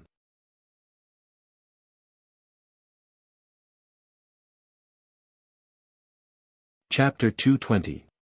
At this time, the morning sun had already climbed up to the sky, bringing a rare trace of warmth to the wilderness. On the meadow, hundreds of cavalrymen of Divine Hall stood silently and solemnly. Their black armor was painted with complex golden patterns, which were difficult to understand, shining with holy light under the sun. The flags in front of the formation were fluttering in the wind, looking extremely solemn and holy. This group of cavalrymen was the world-famous cavalrymen of West Hill Divine Hall, also known as the Apologetic Divine Army. They left West Hill a few months ago and arrived at the frontier fortress of the wilderness via capital Qing of Yen Kingdom. This time, they were ordered by the Divine Hall to escort some distinguished bigwigs to the palace to participate in the negotiation. It was also the team that Mo Shanshan had mentioned to Ning Quebec. The night before, they had already seen the warning fireworks shot from the camp of the grain team and received the Fu text message asking for help through other means. However, perhaps because the wilderness was remote and dangerous, this team of cavalrymen of Divine Hall did not immediately rush to help. Instead, they followed the original route steadily until they met in the meadow valley that had evolved from the ancient river. Among the cavalrymen of Divine Hall, there were more than 10 monks of Yueluan Kingdom and students of Revelation Institute, as well as a horse carriage. The door of the carriage opened, and a small foot wearing cyan cloth shoes stepped on the carriage board. It was an old woman with a wrinkled face, wearing a very strange robe that seemed to be made of countless different kinds of cloth. It looked extremely thin, and no one knew how it could withstand the cold wind in the wilderness.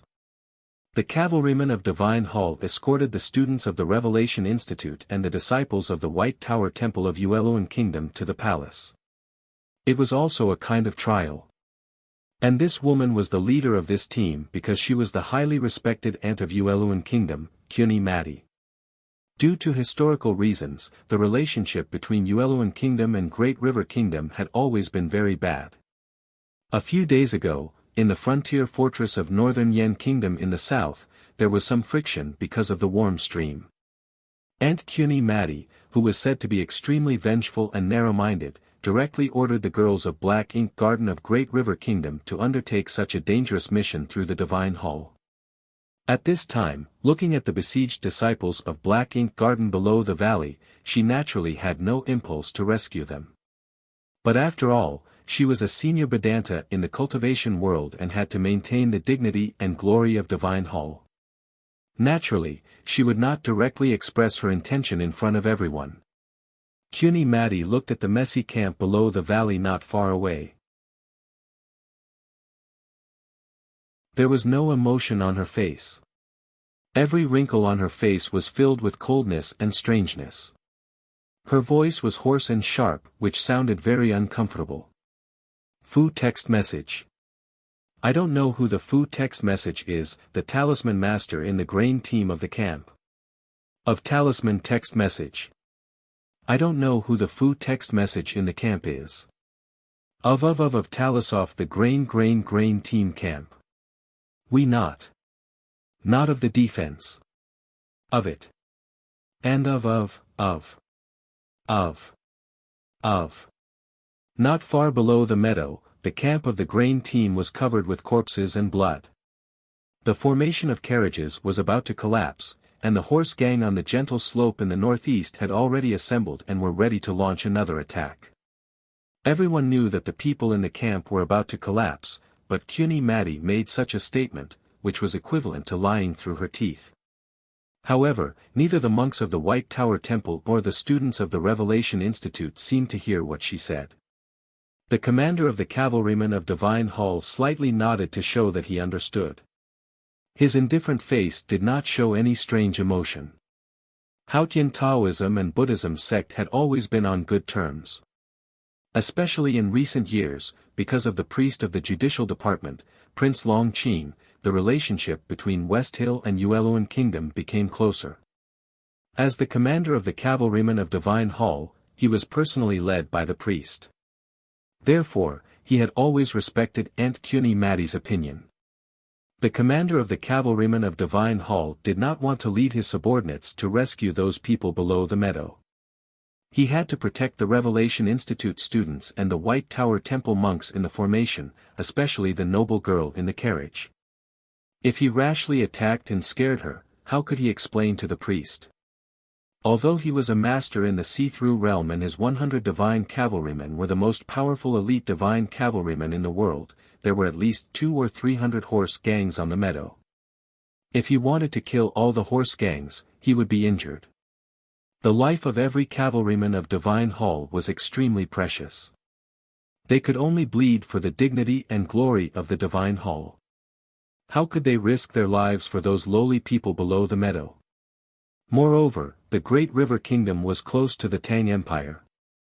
The West Hill Divine Palace had been dissatisfied with them for many years.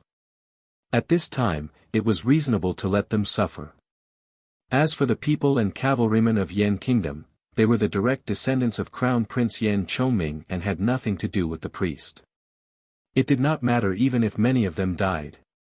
As for the face and morality of the Divine Hall, the commander thought indifferently. Seeing that the apologetic Divine Army was here, the horse gangs would be sensible and would not go too far.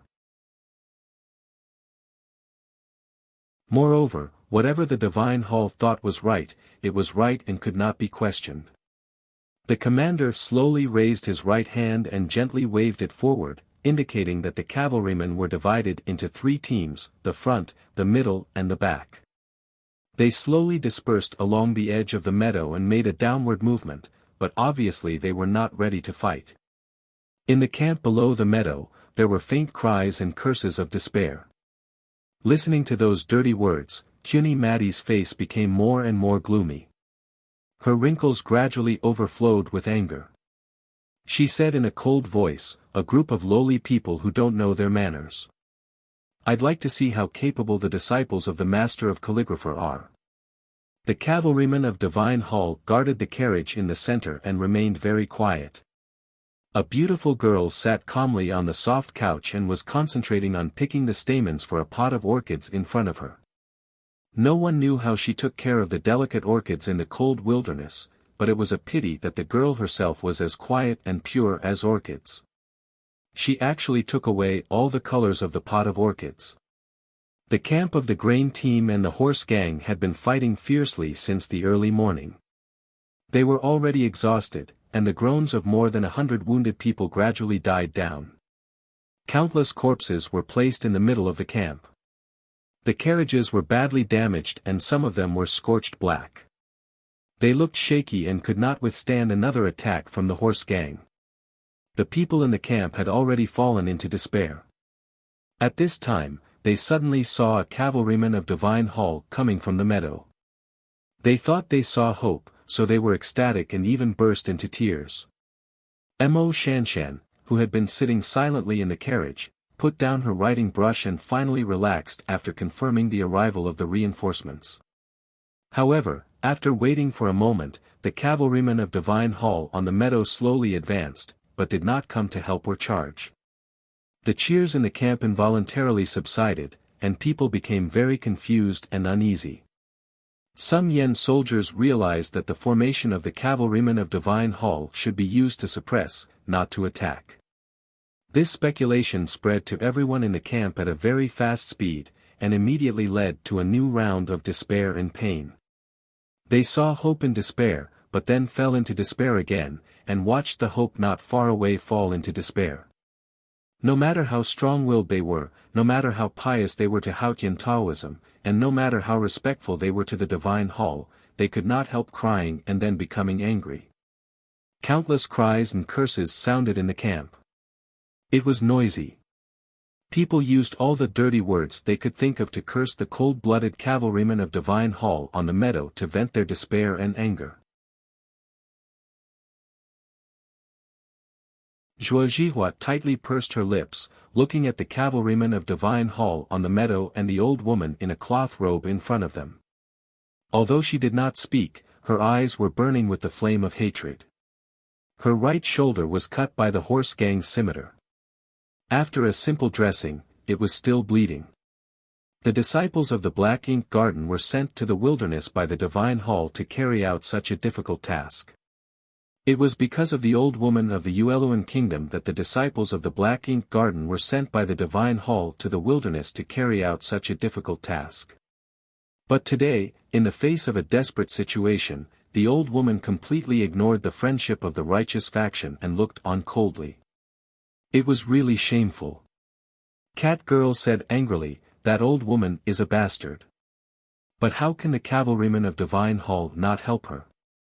Don't they know that they will be punished by the judicial department for disobeying the doctrine?" Zhuozhihua showed a disdainful look and fiercely spat at her feet. She thought that the cavalrymen of divine hall were originally under the jurisdiction of the judicial department. Who dared to say that they disobeyed the doctrine and behaved shamelessly?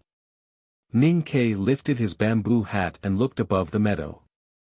This was the first time for him to see the real appearance of the papal guardians of West Hill Divine Palace. Thinking of the legendary brightness and majesty of this cavalryman and their actions at this time, he could not help but have some mixed feelings. In any case, these disciples of the Black Ink Garden of the Great River Kingdom are here to help the Yen Kingdom under the edict of the Divine Hall. Why are these cavalrymen of Divine Hall not willing to help? Ning Ke touched his bloody face and thought with emotion, "It turns out that there are people in this world who are more shameless than me. After all, I still underestimated the shamelessness of this world." The arrival of the cavalrymen of Divine Hall also had a great impact on the horse gang. Although they obviously did not intend to help the camp under the meadow, the prestige of the apologetic Divine Army had spread far and wide. Even though there were only 100 cavalrymen, they still frightened hundreds of horse gang and dared not to act rashly. The battle formation shrank and several leaders rode back to the meadow to ask for orders. Facing the pressure of the cavalrymen of Divine Hall, the horse gang suddenly became nervous. One of them asked for instructions in a slightly trembling voice, "Your Excellency, we can't defeat the people from the Divine Hall.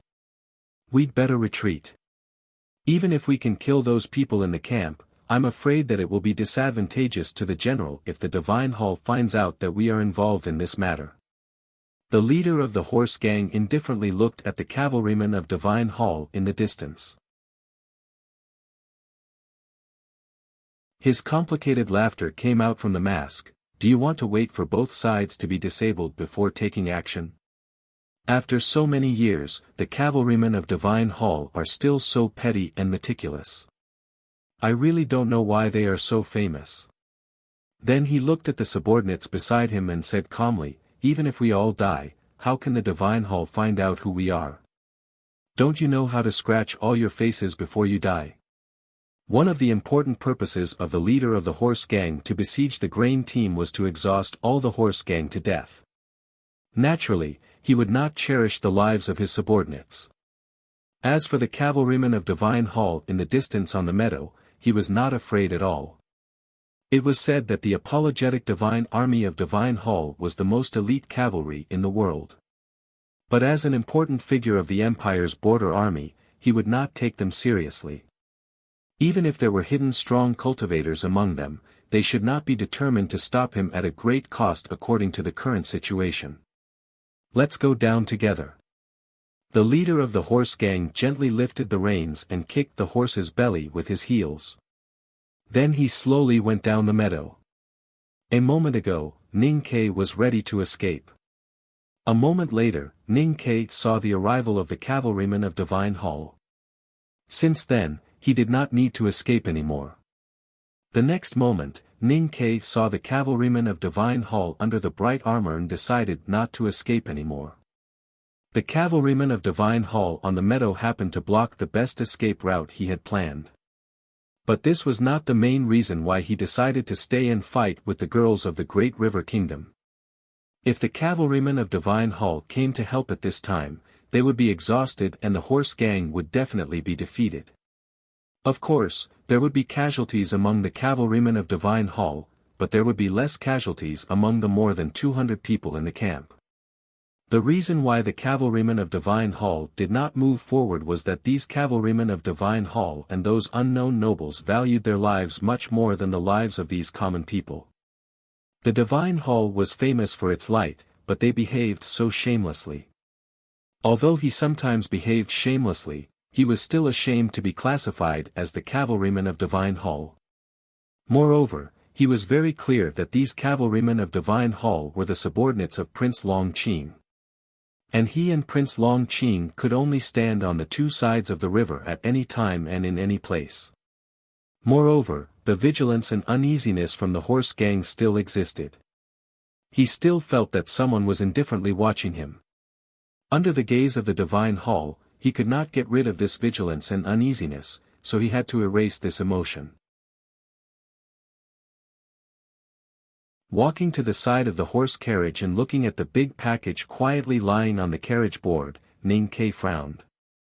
Thinking that the people of the Divine Hall above the meadow were watching here, he decided not to use the primordial 13 arrows. Because according to Second Brother, the lowest standard for him to use the primordial 13 arrows in the wilderness was Prince Long Qing. He pulled out something that looked like a stick tightly wrapped in coarse cloth. At this time, of course, he had to carry something to save his life. Can you still use talismans? Ning Ke looked at Mo Shanshan's pale face and asked. Mo Shanshan raised her head and looked at him as if she was looking at the horse gang that was regrouping. She did not answer him, but slowly raised her right hand and held a piece of yellowish paper between her two slender fingers. Ning Ke's eyes fell on the yellow paper between her slender fingers and then he said, "This time, you have to cooperate well and be fierce enough." Mo Shanshan withdrew her gaze, her eyelashes resting quietly on her white skin, and nodded. Ning Ke jumped off the horse carriage and reached out to call Cat Girl. He said, "It's meaningless to keep food and water at this time. Go and prepare a big bucket of water for me." Cat Girl did not understand, but went to prepare the water. He led the big black horse to the periphery of the camp. At first, his pace was very gentle. Then it became a trot. Gradually, it became a trot. He turned over and rode on the horse's belly, urging the big black horse to rush out like a black lightning. Like an arrow, it rushed directly to the horse gang leader who had just come down from the meadow. The boxwood bowstring vibrated slightly.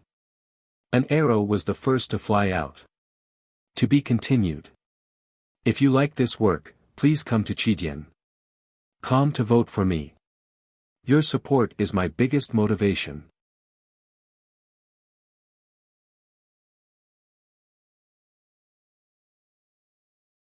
Chapter 221. Ning Kei's archery was the best in the world. Whether it was the grassland barbarians who were good at riding and shooting or the horse gang who relied on bows and arrows for a living, they were no match for him. In addition to his accuracy and skill in controlling the bow, the speed of the arrow was even more amazing. At this moment, he suddenly pulled the bow and shot the arrow with the momentum of running forward. The arrow was as fast as lightning. The bowstring of the boxwood bow was still slightly trembling in the wind, but the arrowhead had already flown in front of the horse gang leader's face and was about to hit him. At this critical moment, a small round shield came from the side of the horse gang leader and blocked the arrow by a hair's breadth. The muffled sound was like the beating of a drum. The horse gang holding the shield gave a muffled groan and his mount took 2 steps back. The horse gang leader behind the shield not only did not dodge, but his expression did not change at all. It was not because Ning Kei's arrow was too fast for him to react, but because he knew that the arrow could not hurt him. At that moment, the horse gang leader and his trusted subordinates came down from the meadow and entered the horse gang who had already set up a charging formation, causing some chaos. Ning Kei saw the right opportunity and thought that he could hurt the other party. He did not expect that the other party could so easily block the arrow. It was obvious that the other party was well prepared. Ning Kei could not help but feel a chill in his heart. The muffled sound of the arrows piercing deep into the round shields was like a signal to charge. Under the stimulation of the great rewards and the threat of severe punishment, the 200 mounted bandits who were still able to mount their horses and fight in the open shouted crazily.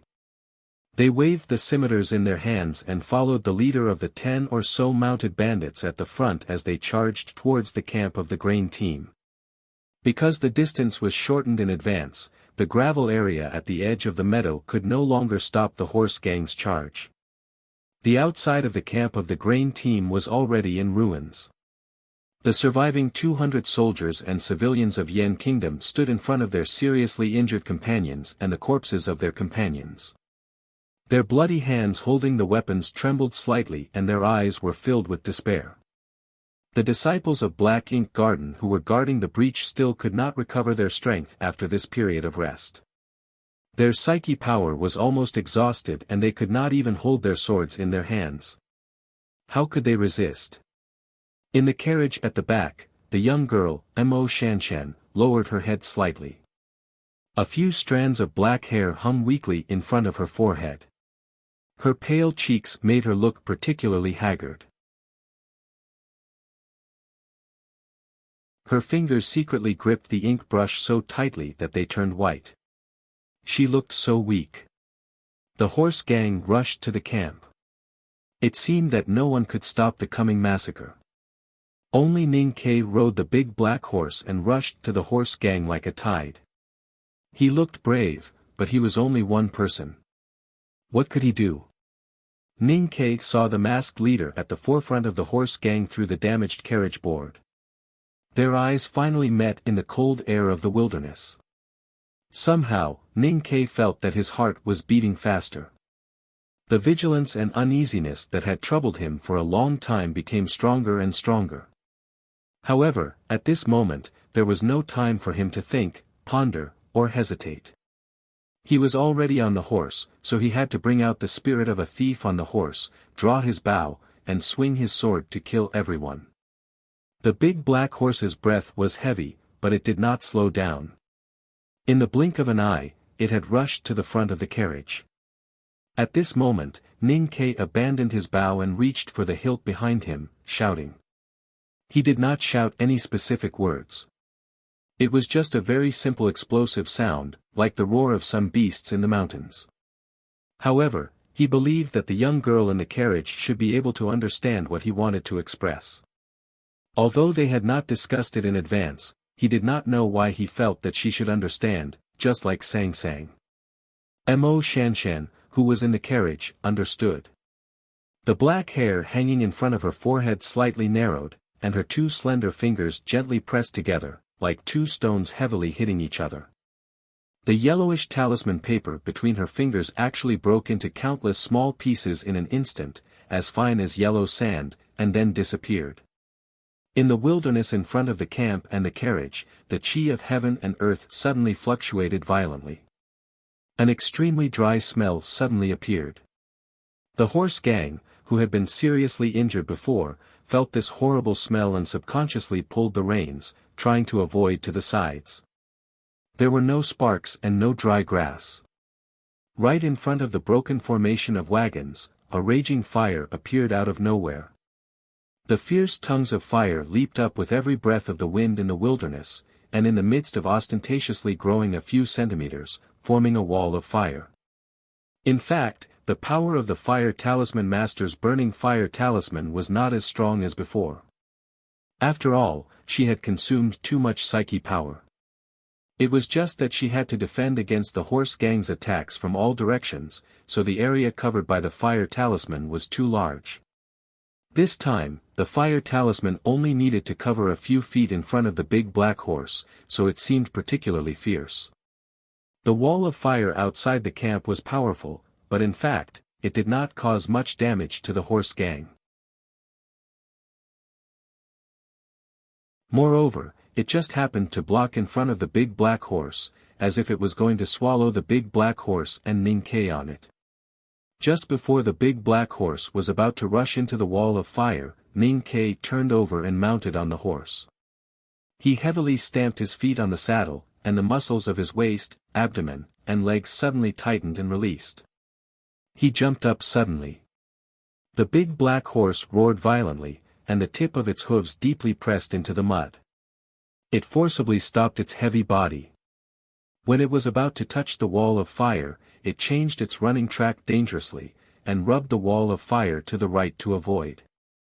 At this time, Ninkei had already jumped over the wall of fire. The soles of his boots rubbed the horrible tongue of fire, and he jumped over there. He held the hilt on his back with both hands, and took advantage of the momentum to pull forward. With two clangs, the padao was unsheathed. The wall of fire blocked the sight of the horse gang, so they did not see Ninkei jump from the back of the horse. When they saw Ninkei jump over the wall of fire, Ninkei had already arrived in the air in front of the horse gang leader. Before the battle, he had told Imo Shanshan that the horse gang would be in chaos if they killed the leader who just arrived last night. And if the horse gang was in chaos at this time, the cavalrymen of Divine Hall would never miss such a great opportunity. He was sure that these people in Divine Hall were as shameless as him, so he could guess what they would choose. So he did not hesitate to let the weak young talisman master squeeze out the last psyche power to create this opportunity. He was very good at jumping over the wall of fire and making a sudden attack. When he killed Xiaoho's group of 3 people outside the entrance of Northern Mountain Road, he had done this. So he was very confident. He stared at the horse gang leader attentively and calmly, and the padao in his hands turned into 2 bright blades of light, and chopped down firmly and persistently. However, when he jumped out of the wall of fire and met the eyes of the horse gang leader again in the air, he found that the eyes of the horse gang leader seemed to be even more attentive and calm than his. The coldness in his heart when he was sprinting before could not help but increase. The 2 padaos cut through the winter wind of the wilderness and chopped at the neck of the horse gang leader. However, the horse gang on the left and right sides of the horse gang leader seemed to have already known the direction of Ninkei's blade, and made a prediction in advance. They stretched out 2 thick wooden shields to block the blade. 2 heavy muffled sounds reverberated, and numerous cracks suddenly appeared on the wooden shields like spider webs. Ninkei, who had no leverage in the air, was also shaken to the air diagonally backward by the countershock force.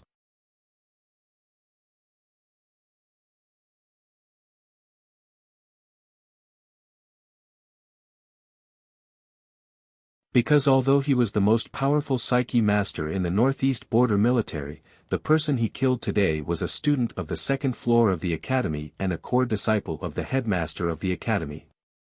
So he was proud but also timid. So he decided that when he confirmed Ninkei's death, he must immediately kill the confidants around him, and himself, so that this matter would not bring any trouble to the general. The carriage in the camp, which had been quiet for a long time, suddenly moved. Its movement was earth-shattering. The whole carriage disintegrated and scattered, and the curtain, wood, and metal ornaments were shot around like arrows. The carriage burst open, and the girl in white floated into the air. Her waterfall-like black hair was flying in the wind. She looked at the fire wall, and her unfocused eyes suddenly condensed. Two extremely abnormal blushes appeared on her pale cheeks, and she stretched out a finger.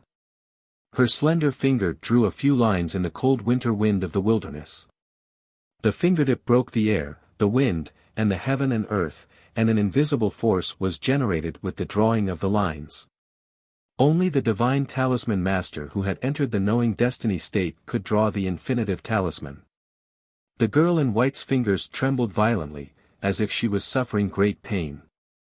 In the end, she could not finish the talisman, and only finished half of it. She indifferently glanced at the fire wall, and could vaguely see Ning Kei's figure falling at a high speed. She closed her eyes, leaned back, and fell to the ground. The unfinished talisman in the winter wind suddenly collapsed, and so did the surrounding space. In a very short time, it condensed into a transparent air mass.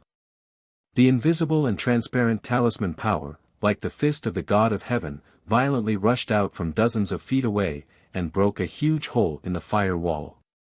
More than 10 horse gang members spat out blood and fell off their horses. The horse gang leader's pupils shrank sharply. Even though he was a psyche master at the upper see-through state, he also felt the horror of this power.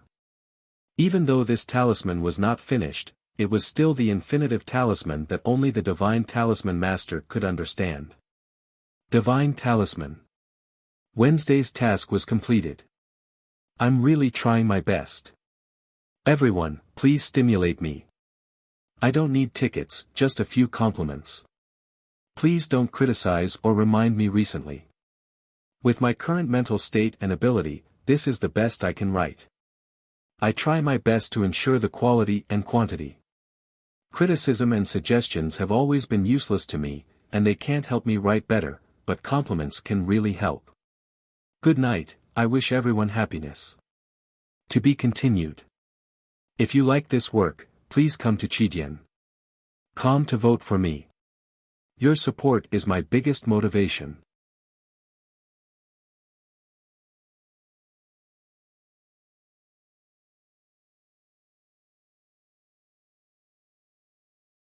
Being able to tear the seemingly empty air to such an unbearable extent and make it howl in the tiniest of places, one could imagine how terrifying the collision between the half-divine talisman and the Psyche Master's decades of cultivation power was.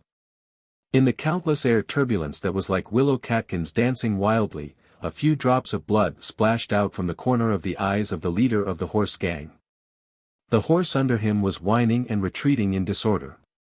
Because this incomplete divine talisman was too powerful, the horse gang leader had to concentrate all his psyche power to fight against it. Naturally, there was a very short period of blankness in the psyche power attack of Ning Kei, who was falling from the sky while spurting blood. The tens of thousands of steel needles in Ning Kei's sense of perception suddenly disappeared.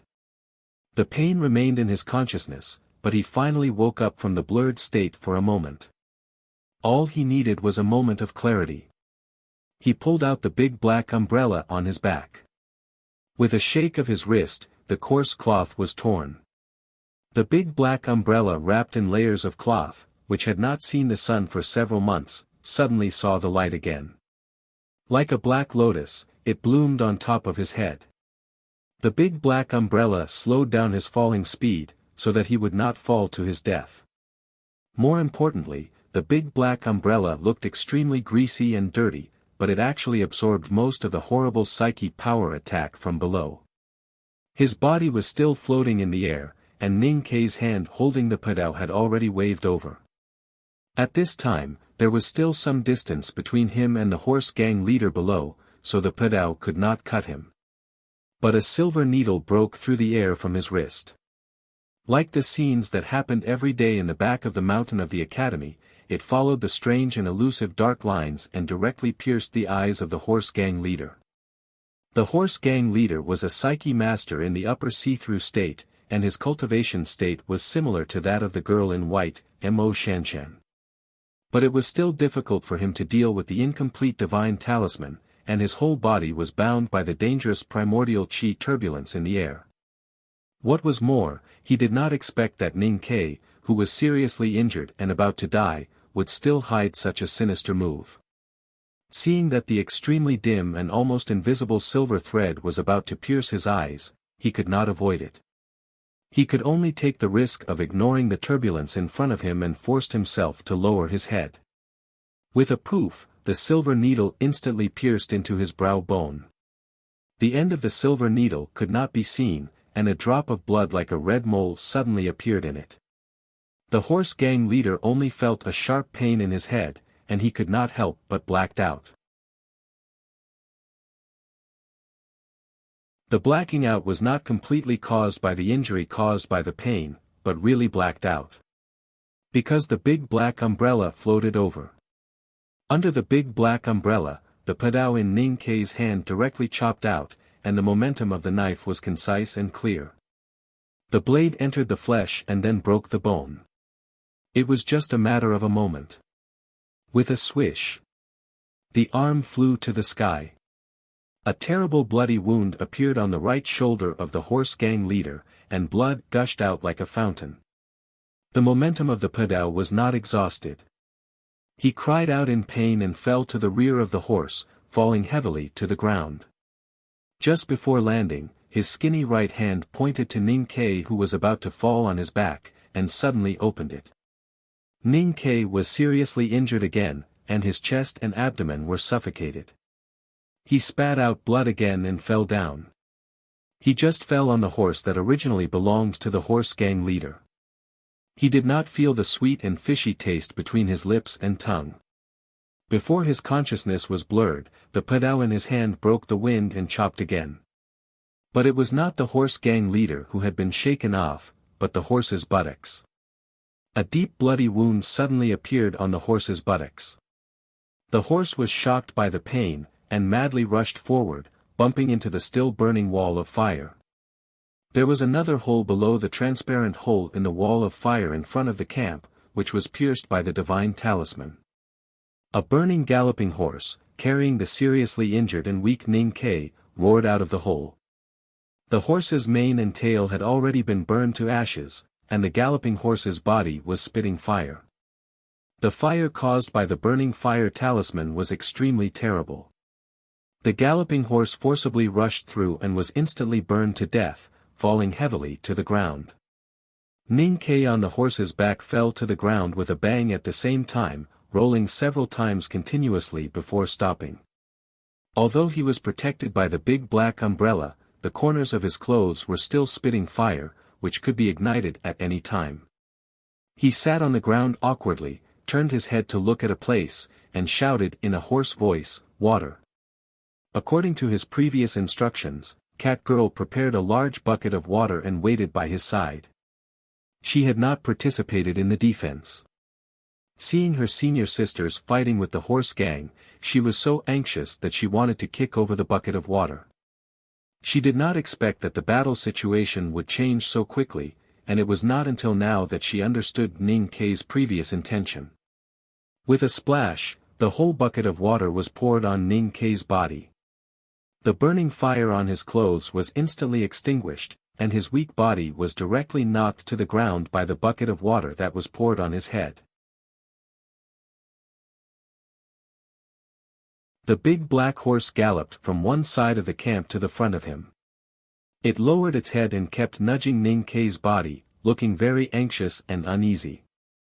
It seemed that it was worried that after Ning Ke fell down, he would never be able to stand up again. Ning Ke fell on the wet ground and indeed had no strength to stand up. Fortunately, he did not pass out. He opened his eyes and looked at the horse's face that was very close to his face, and a very difficult smile appeared on his face. Since the beginning of the war, especially when he assassinated the leader of the horse gang, he had encountered countless extremely dangerous situations and innumerable pain. According to the requirements of human instinct, when faced with the pain that the body and spirit could not bear, he would automatically pass out. However, he seemed to have some kind of talent that went against the body's instinct, and forcibly maintained the last trace of consciousness. He raised his right arm with difficulty and put the big black umbrella that looked dirtier than before on his chest. Then he put the brocade bag that had been tied on his middle finger into his arms. After doing these two things, he was really relieved, but still did not pass out because of mental relaxation. He stabbed the tip of the knife into the wetland beside him, and stood up with a muffled groan. Looking at the fighting sounds coming from the camp, he wanted to go and help, but found that his body, which had been seriously injured by the psyche power, did not listen to his orders. He had done what he should do, so he should not die, right? As for those people who were bathed in blood and fighting around the carriage array, he could not change anything at this time. Thinking of something, Ning Ke looked back. In the middle of the messy camp, the carriage that had already collapsed into pieces was only left with a board at the bottom. Mo Shanshan was currently sitting on that board. Her white robes were covered in mud for an unknown amount of time. The young talisman master had previously forcibly used the divine talisman that only divine talisman masters could use, which was beyond her state ability. She had suffered a very serious backfire, and the psyche power in her sense of perception had been squeezed out, so she directly passed out in the air and fell down. Perhaps because of the shock, Mo Shanshan had already woken up at this time. She slightly lowered her head, and the black hair on her forehead was very messy. Her right hand was pressed on the ground to support her body, and the slender eyelashes vaguely visible among her hair kept trembling. Her pale cheeks were full of weakness, and it seemed that she would faint again at any time. Suddenly there came a faint sound like thunder in the distance. Looking at the smoke and dust above the meadow, Ning Ke knew that the team of cavalrymen of Divine Hall was tempted as he had expected. He said to Cat Girl beside him, when cleaning up the battlefield later, "Grab my 2 knives for me." The firewall in front of the camp was mainly to create a chance for Ning Ke to assassinate the leader of the horse gang. The coverage area was not large, and it was far from enough to stop those horse gangs. During the time of the previous tangled battle, the horse gang rushed in, waving their cutlasses and whistling. At this time, the array of carriages composed of carriage boards and grain bags had long been damaged. The black ink garden disciples' knives were like snow, and they resolutely fought against them without retreating. Those soldiers and civilians of Yan Kingdom suffered heavy casualties in a very short time. At this time, the leader of the horse gang was nowhere to be found. It was unknown whether he was seriously injured and taken away by his trusted subordinates, or he was already dead, and his body was trampled into mud by the hooves of the horses. This fact brought a great impact to the horse gang. The charging formation of the horse gang was already in a mess, but the defense power in the camp was also on the verge of a desperate situation. If the cavalrymen of Divine Hall above the meadow still did not move at this time, then no one could predict whether the camp would be massacred first, or the horse gang would collapse first under the pressure. The bigwigs on the meadow were all shocked by Mo Shanshan's shocking half-divine talisman, so they did not pay much attention to Ning Ke, who jumped over the fire wall and finally killed the leader of the horse gang.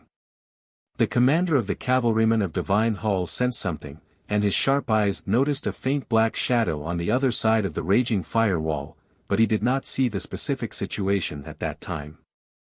But, he saw that the leader of the horse gang was seriously injured and then was forcibly taken away by several cavalrymen.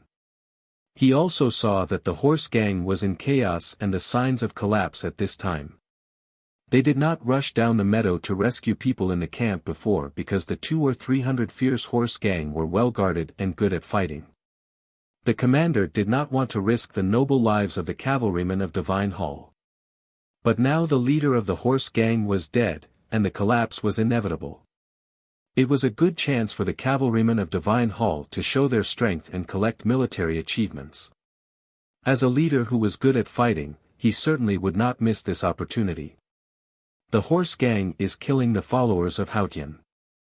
As the papal guardians of Divine Hall, you know what to do. The commander of the cavalrymen of Divine Hall drew out the sword at his waist, pointed at the chaotic camp of the grain team below the meadow, and said in a low voice. The sun shone on his serious and righteous face, which looked extremely holy. For the light, go forward. 100 cavalrymen of Divine Hall moved according to the order. They held the weapons engraved with talismans in their hands, lifted the reins and whipped the horses. They rushed from the meadow to the camp at a high speed, kicking up a lot of gravel. The black armors were painted with complicated golden patterns, which looked like countless blooming sunflowers in the sun, shining. The cavalrymen of Divine Hall began their rescue operation with the spirit of justice and fearlessness. Facing the papal guardians, who were the most elite cavalrymen in the world, the horse gang was exhausted after fighting for half a day. And because their leader was seriously injured and escaped, they fell into panic and confusion. They had no ability to resist and were defeated again and again. Even the fiercest and most powerful horse gang was no match for the ordinary cavalrymen of Divine Hall, not to mention that the machetes in their hands were as vulnerable as branches and wooden sticks in front of the talisman soldiers of the cavalrymen of Divine Hall. It did not take long for the cavalrymen of Divine Hall to defeat all the horse gang around the camp. They only paid a small price, and the commander's idea and plan were perfectly realized. The light won again. The 600 horse gang suffered heavy casualties, and the remaining horse gang scattered. The cavalrymen of Divine Hall had to clean up the battlefield, collect the heads, and protect the nobles above the meadow. They only chased the horse gang symbolically. So the horse gang, who had been fighting with the 200 cavalrymen of Yan Kingdom, also took the opportunity to escape.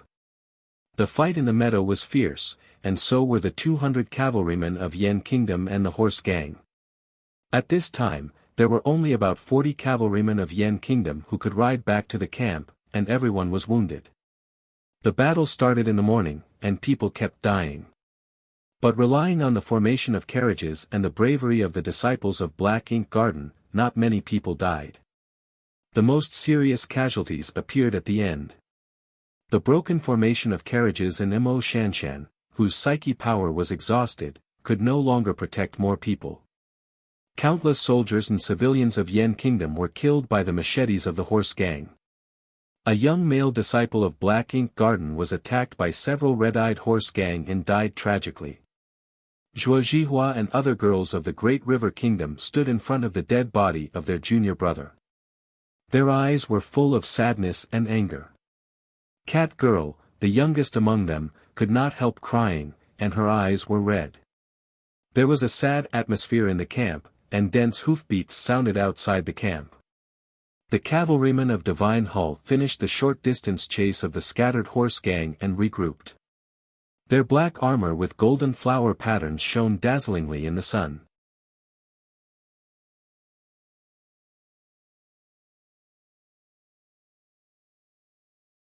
The so-called funeral affairs were all sad things. The soldiers of Yan Kingdom who were covered with wounds supported each other. Looking at the corpses of their companions lying everywhere, and the broken limbs and pools of blood, they could not feel the lucky joy of surviving a disaster. Many people began to wail loudly, and the cries in the camp shook the sky. There is another chapter of 5,000. To be continued. If you like this work, please come to Chidian.com to vote for me. Your support is my greatest motivation.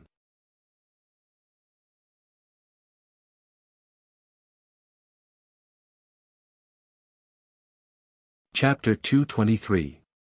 Listening to the continuous crying in the camp, the commander of the cavalrymen of Divine Hall slightly frowned. He could understand the indifference of the disciples of Black Ink Garden of the Great River Kingdom, but he did not care about their indifference. Instead, he was a little disdainful and sarcastic. Ignoring them, he raised his right hand and signaled his subordinates to start cleaning the battlefield. The cold and gorgeous sword edge pierced into the neck of the horse gang and cut off the head with a twist and a cut. Regardless of whether the dead horse gang's eyes were open or closed, the commander threw the head into the big bag. The cavalrymen of Divine Hall began to harvest the heads of the horse gang. Although many horse gangs outside the camp died in the first counterattack in the morning, died in the talisman fire, and died in the desperate resistance of the grain team, at this moment, no one would compete with the cavalrymen of Divine Hall for military merits. People in the camp were busy treating the seriously injured, moving the corpses, cleaning up the losses, saving the few remaining provisions, and dispelling the sadness and anger in their hearts. With the broken and scorched cart formation as the dividing line, the inside and outside of the camp were naturally divided into two worlds.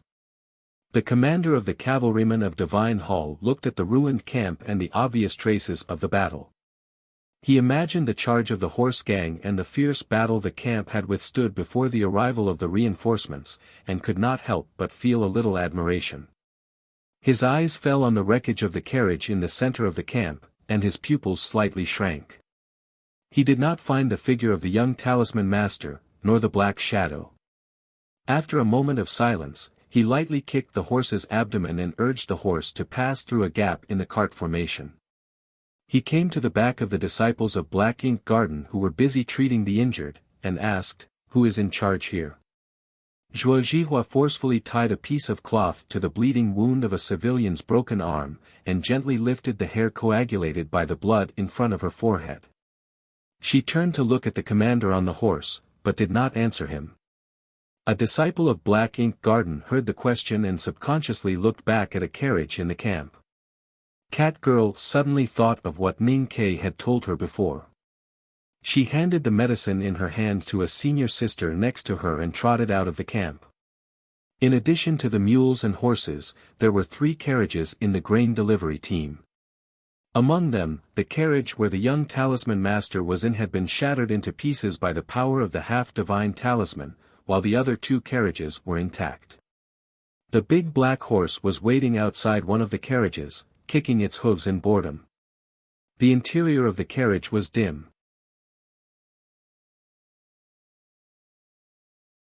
Only when the winter wind of the wilderness lifted a corner of the curtain did the interior become a little brighter. There was a parcel lying quietly on the board of the carriage. Judging from the sunken surface of the board, the parcel was obviously not as heavy as it was. Ning Kei reached out to wipe off the blood oozing out of his mouth and nose. He then reached into the basin beside him and washed it with clean water. Then, he took a small copper box and opened it. Looking at the shabby things in the box, he could not help but shake his head. "You're a girl, why do you only have so little makeup?" "It's not mine, it's theirs." Mo Shanshan, who was sitting on the opposite side, looked at Ning Kei attentively. It seemed that only by concentrating could she make her unfocused and indifferent eyes fall on his face. At this time, there was some doubt in her eyes. "As far as I know, girls in the Great River Kingdom attach great importance to makeup. Last year, there was a popular eyebrow-raising makeup in Chang'an City. I heard that it was spread from your country. Why don't you people care about it?" Ning Kei lowered his head to grind the powder. His movements seemed very skillful and experienced. "Cultivators don't need to care about makeup." Mo Shanshan looked at him quietly. Seeing that he didn't want to discuss this issue, her black and beautiful eyebrows slowly furrowed. She asked, "Why do you need makeup?" Ning Kei raised his head and reached out to lift the hair in front of her forehead. His fingers moved casually and combed the waterfall-like black hair into shape. Then, he picked up a very delicate wooden hairpin beside him and pinned it. "Because we need you to be very energetic now." He concentrated on picking the thickness of the rouge and casually explained, "The guys in the Divine Hall are all psychopaths. Although they are shameless, they won't go crazy at any time and place. But no one knows whether they will do something crazier to prevent their shamelessness from being spread." Ning Kei picked up a touch of rouge with his fingernail, thinned it, and then dipped it into a pure white cotton handkerchief specially found.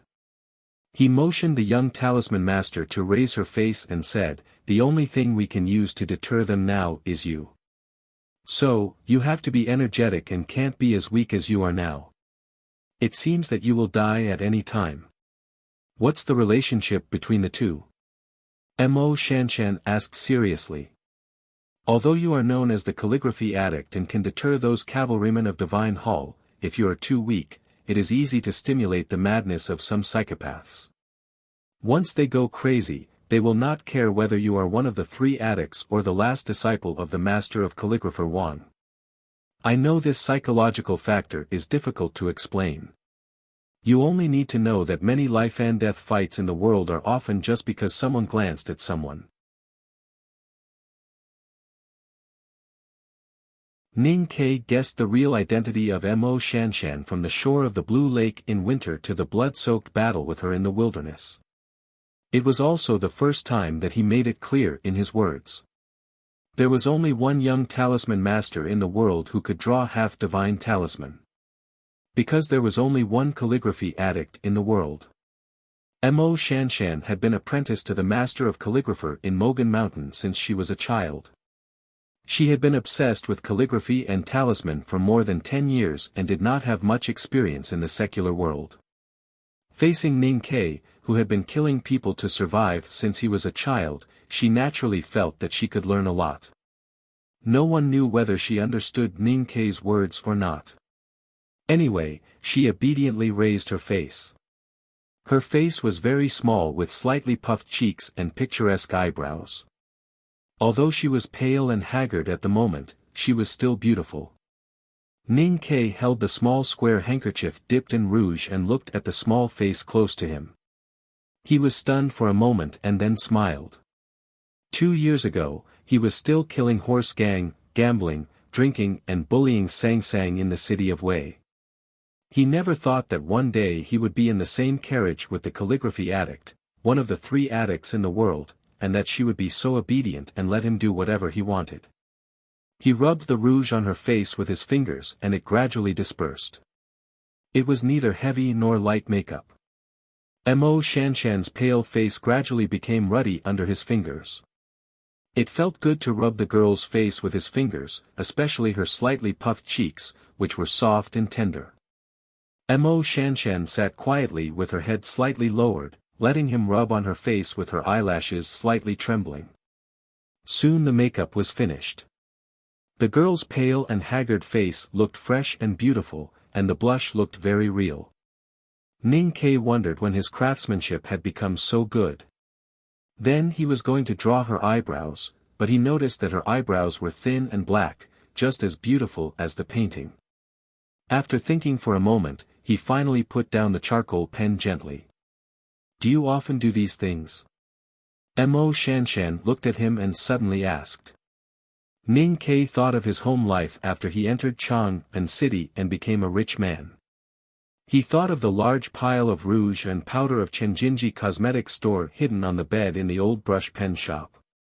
He smiled gently and said, I have a little girl at home, so I do these things a lot. Mo Shanshan's long and sparse eyelashes blinked, and she did not continue to ask anything. She turned around and lifted the curtain to look outside. Her cheeks that had just become ruddy became paler again. People in the camp were carrying the bodies of the dead and collecting wood. It seemed that they were going to cremate the dead.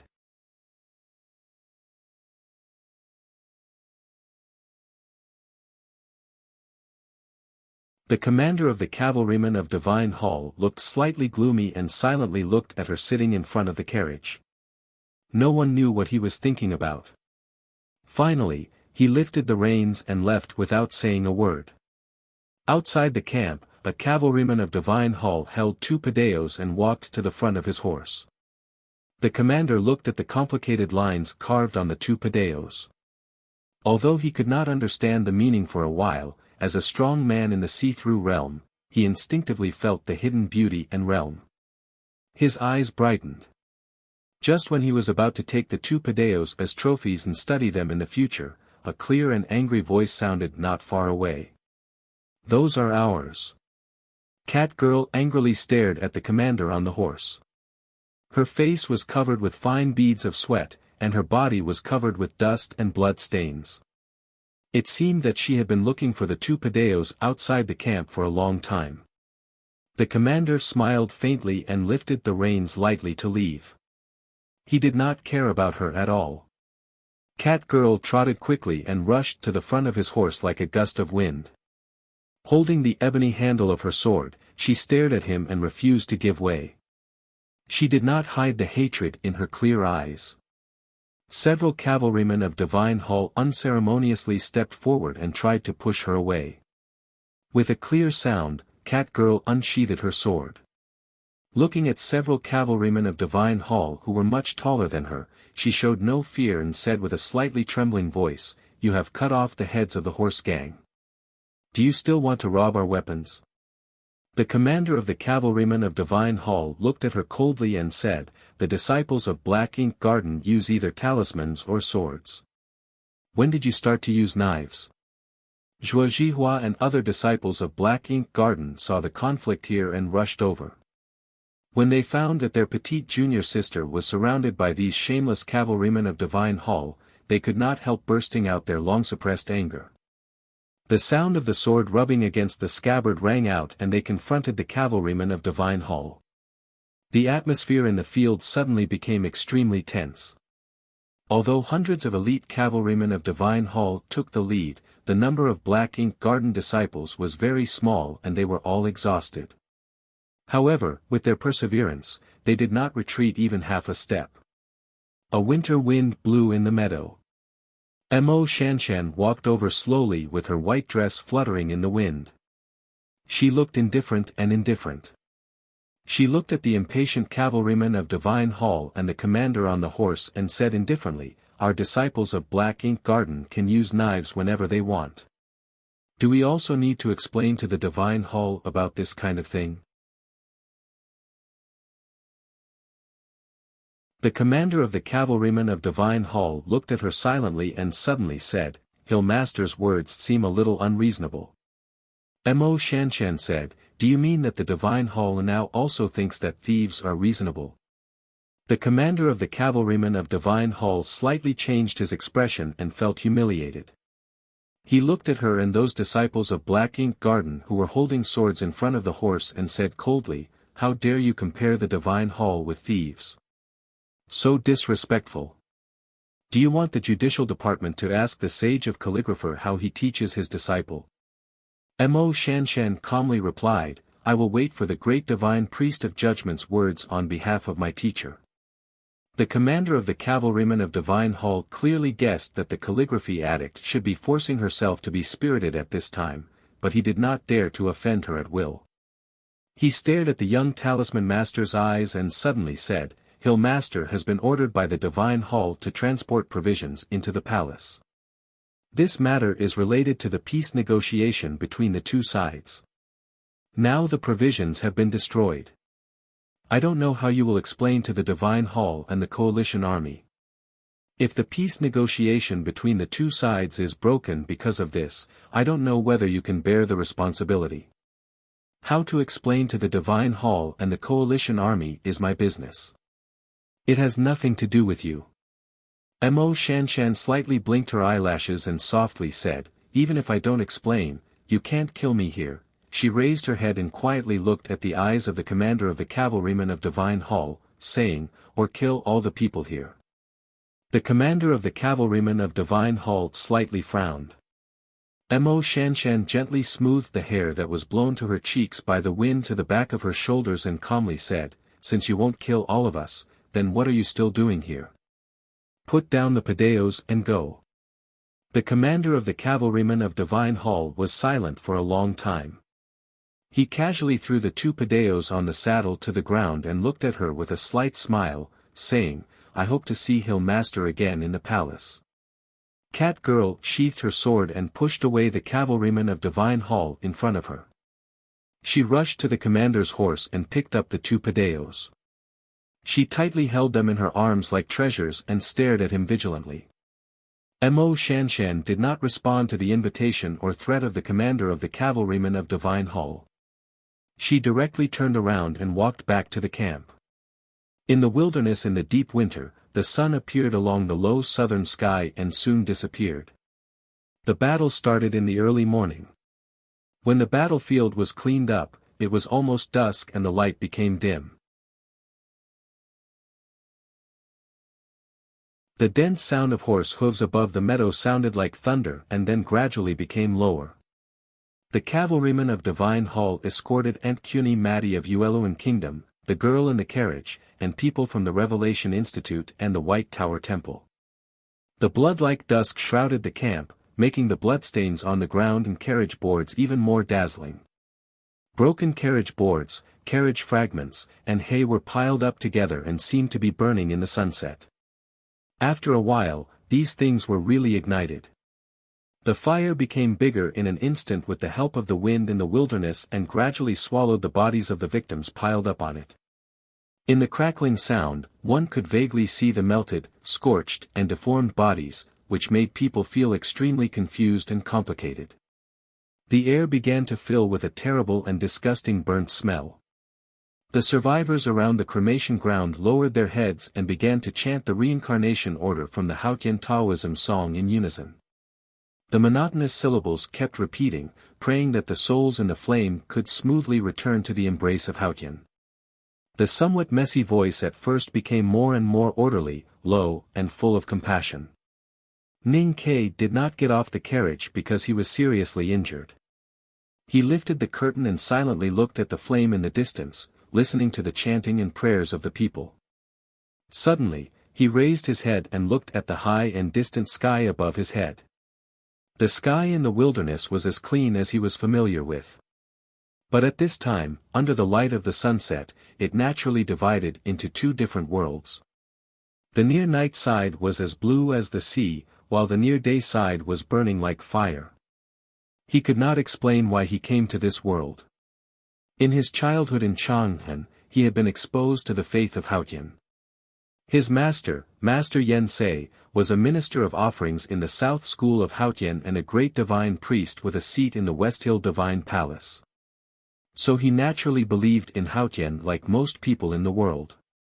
However, at this moment, in front of the countless souls in the flame, under the sea and fiery sky, his view of the world was gradually changing uncontrollably.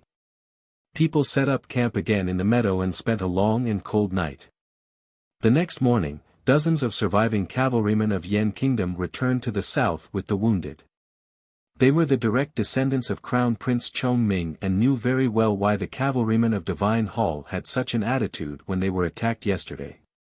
They also knew that even if they went to the palace, they would not get any justice at all, and even had a great risk of being punished by the Divine Hall. So naturally, they chose to return. The disciples of the Black Ink Garden of the Great River Kingdom did not go south with the cavalrymen of Yen Kingdom.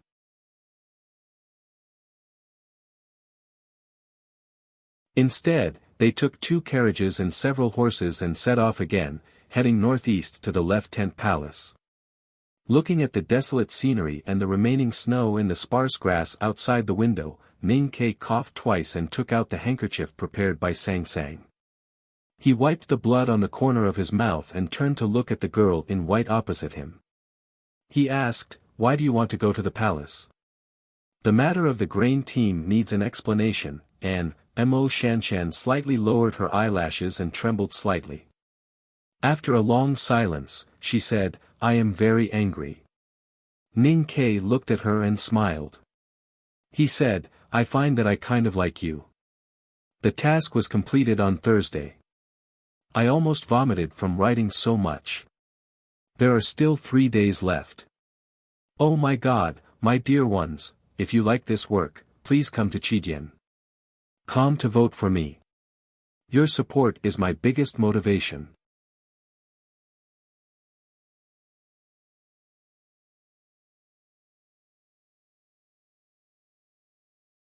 Chapter 224. Hearing this, the young talisman master lowered her head and looked at the white dress on her knees. It seemed that the lace there was very beautiful, but in fact, the white dress was plain with nothing on it. The horse carriage was still moving forward.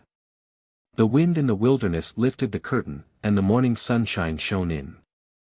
The morning sunshine shone on the plain black and white decoration in the carriage, and on her black hair and white face, separating out a few wisps of light and shadow. A calm and affirmative voice slowly came from her lips. I think, I already have someone I like. The morning sunshine also fell on Ning Quebec. He did not expect that his habitual way of speaking would cause the other party to misunderstand. He smiled awkwardly, and his smile looked very gentle in the morning sunshine. I have a lot of people I like. Like is a common phrase that I use to express my kindness.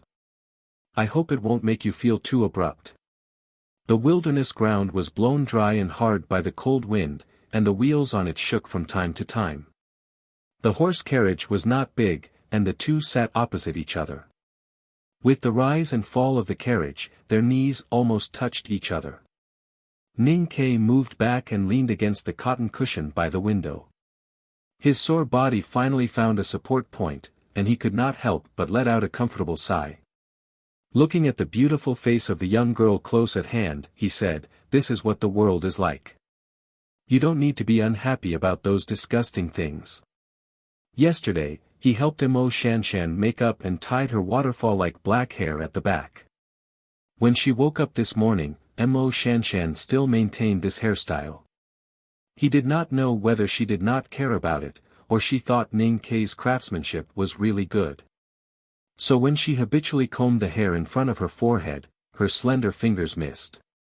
She very seriously asked, "Joy and hate are all emotions. How can you suppress them?" Ning Ke leaned against the window, and his eyes were slightly squinted by the dazzling morning sunshine from the corner of the curtain.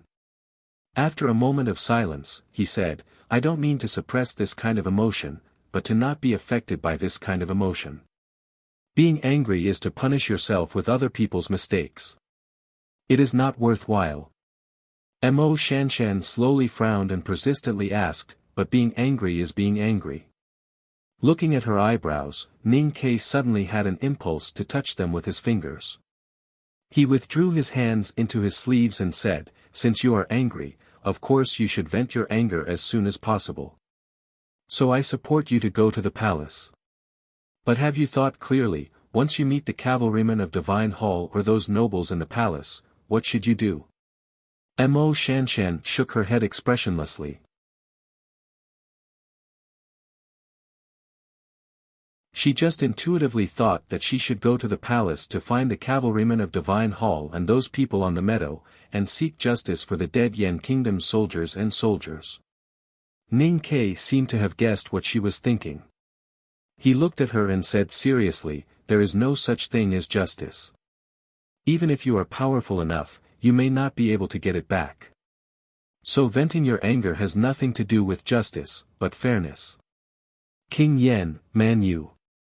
If others hit us, we will hit them. If others curse us, we will hit them. If others want to kill us, we will kill them first." Mo Shanshan opened her eyes and looked at him.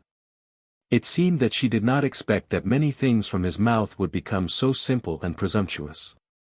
She slightly frowned and asked, "You Tangs, do you all see things like this?" "Almost." Ning Ke said with a smile, "We have been receiving this kind of education since we were born." Mo Shanshan reached out to lift the curtain of the window beside her. She looked at the desolate scenery of the wilderness gradually retreating, looked at the few lonely birds in the distant sky, and thought of the people in the horse carriage on the meadow yesterday. After a moment of silence, she said, "What if I can't kill those people when I arrive at the palace?" Naturally, the cavalrymen of Divine Hall and the nobles they protected could not be killed easily, even if she was the well-known calligraphy addict. Ning Ke looked at her confused expression and vaguely guessed that those people on the meadow might be of extremely high status.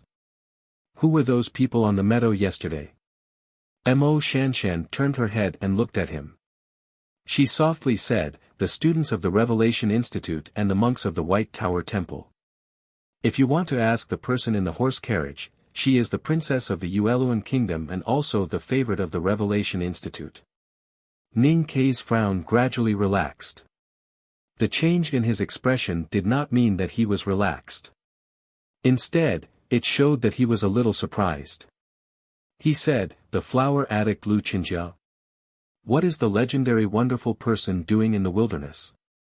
Mo Shanshan looked at him and suddenly smiled. Her originally stiff expression suddenly became lively because of this rare smile.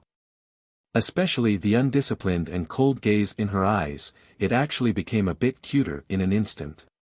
"You don't know that Mo Shanshan is the calligraphy addict, but you know the name of the flower addict." Ning Ke smiled. He thought that if it was the flower addict, it would be wishful thinking for them to go to the palace to seek justice. After his smile gradually faded, he looked at Mo Shanshan and said, "You can't kill people, but you want to vent your anger. Perhaps I can give you some ideas. What does the flower addict Lu Qinjia like or value the most?" "She is called the flower addict. Her favorite and most cherished thing is naturally flowers." Mo Shanshan looked at Ning Ke's face as if she was looking at an idiot. She said, "Other than that, everyone knows that she is crazy about Prince Long Qing. In fact, she is a very virtuous person." Ning Ke thought for a moment and said, "Venting anger is nothing more than bullying people. If you want to go to the palace to vent your anger, then you can directly start with flowers and virtuousness." Then, he began to seriously plan for Mo Shanshan. Once they met Lu Qinjia in the palace, what kind of method should be used to appease the anger of the disciples of Black Ink Garden and how to avoid causing too much of a commotion. Mo Shanshan's brows furrowed slightly as she listened to these seemingly childish yet sinister ideas when she thought about it carefully. She looked at Ning Ke's smiling face under the morning light. She looked at his fresh little dimples and suddenly felt that his smile was so hateful and so cute at the same time. Bullying people was Ning Ke's favorite thing to do. Bullying the strong as the weak was something he loved more than making love. He thought to himself that he had already bullied Prince Long Qing once in advance. He did not know what the flower addict would think of him if she knew. Just as he was thinking excitedly, he suddenly realized that Mo Shanshan was looking at him attentively from the corner of his eyes. Only then did he realize that he had gotten carried away and could not help but smile awkwardly. Ning Ke asked, "Are you very familiar with the flower addict?" At this time, Mo Shanshan was grinding ink and laying paper. In order to keep a distance from Ning Ke, she leaned as far as possible towards the window. She answered, "She once went to Mogan Mountain a few years ago. I spent dozens of days with her." Ning Ke leaned against the carriage and looked up at the plain decorations in the carriage. He raised his eyebrows and asked, "What kind of person is the flower addict? Is she very beautiful? Is she really as crazy about flowers as the rumors say?" Mo Shanshan's right hand holding the pen slightly paused. She turned back to look at him and said, "Are you very interested in her?" Ning Ke said with a smile, "I'm really curious about what Prince Long Qing's fiancée looks like. Because I've always been curious. Is there any woman in this world who doesn't feel inferior when facing Prince Long Qing's perfect face?" Mo Shanshan gently put the pen on the shelf and turned around with her hand on the ground. She slightly tilted her head to look at him and asked, "Have you seen Prince Long Qing?" "Even if I haven't seen him, I've heard of him. Everyone knows that His Highness is the most beautiful man in the world." After saying this, Ning Ke found that the young talisman master was still staring at him. He knew that she did not believe this statement, so he had to raise his hands in surrender and said with a smile, "Well, I admit that I have seen him." Mo Shanshan looked at him quietly. No one knew what she was thinking about. Her eyes, which were as calm as the autumn lake, suddenly became bright for a moment. Her lips slightly moved as if she wanted to ask something, but in the end, she did not ask. She seemed to be a little flustered. Perhaps to cover up the previous moment of panic, she slightly bowed her head and slightly blinked her eyelashes. She sat down again with her hands on her knees and said another thing, "You once analyzed that the target of those horse gangs should be me instead of the provisions. But in fact, their target should be you. She raised her head and looked at Ning Ke, as if she was looking at the scenery of the wilderness outside the window behind Ning Quebec. She seriously said, I clearly saw the scene behind the wall of fire. They came prepared and just wanted to kill you. Ning Ke did not ask the question that he did not ask. He knew that she had long suspected his identity, but she did not ask directly, which made him feel a little grateful. But at this time, he was still hesitating when to tell the girls of the Great River Kingdom about his true identity and did not know how to answer. Speaking of the fire wall in the battle yesterday, he remembered the horrible hole that the half-divine talisman hit on the wall of fire. He said, at that time, I thought that was the last sky-burning fire talisman you could display. After that, your psyche power was exhausted and you could not even display the simplest talisman Taoism. I did not expect that you still had such a trick. Mo Shanshan suddenly leaned forward and very seriously bowed to him. She softly said, Senior brother, I have to thank you for teaching me how to fight the day before yesterday. Shanshan thanks you here. Ning Ke was startled. He remembered that he had severely reprimanded her a few days ago, saying that she was soft-hearted and that she did not know how to fight at all and did not know to save the most powerful power for the most critical moment. At that time, he did not completely guess her identity. At this time, thinking that he was actually teaching the calligraphy addict how to fight, he could not help but feel a little emotional.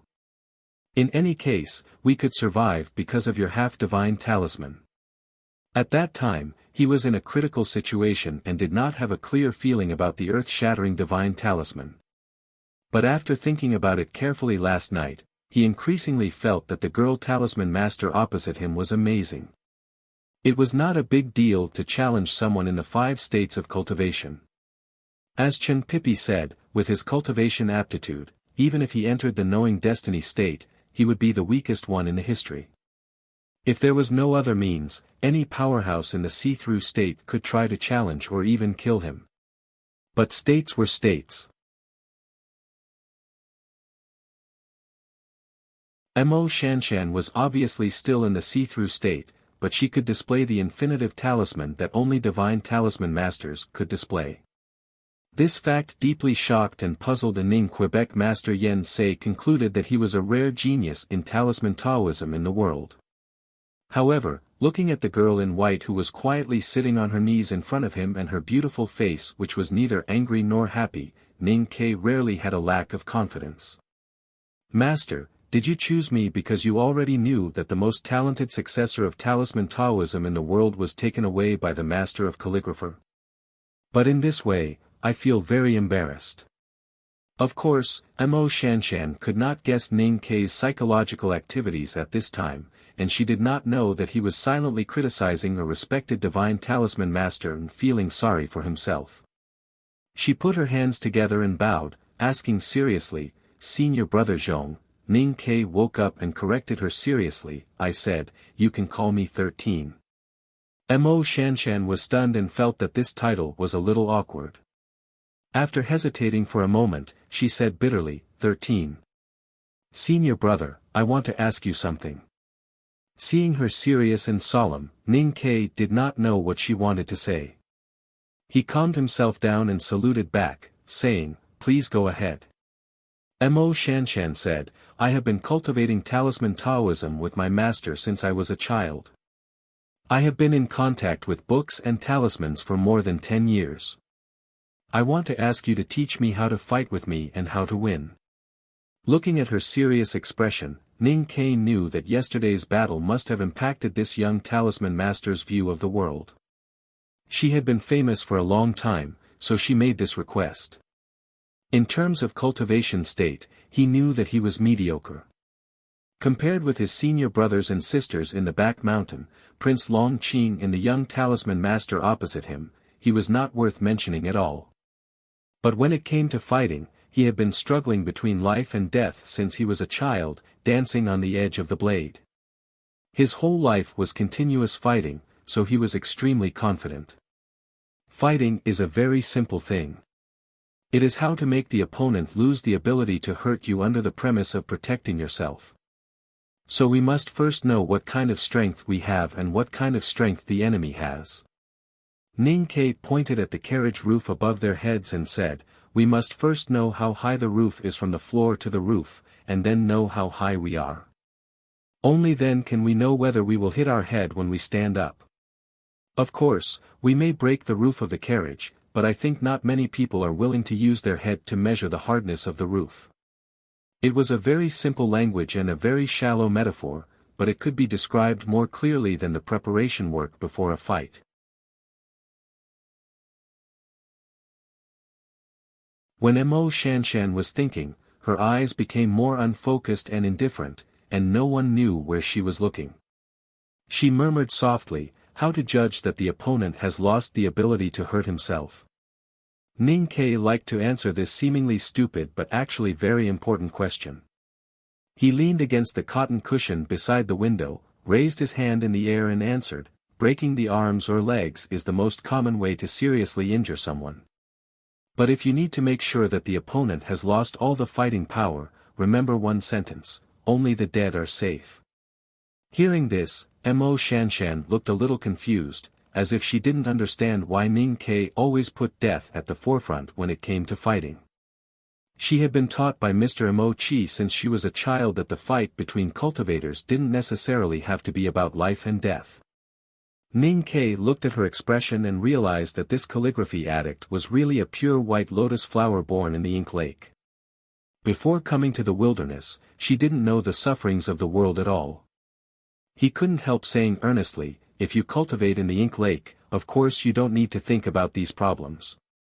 Just like me, if I hide in the academy to study, I only need to play chess, forge iron, and listen to music every day.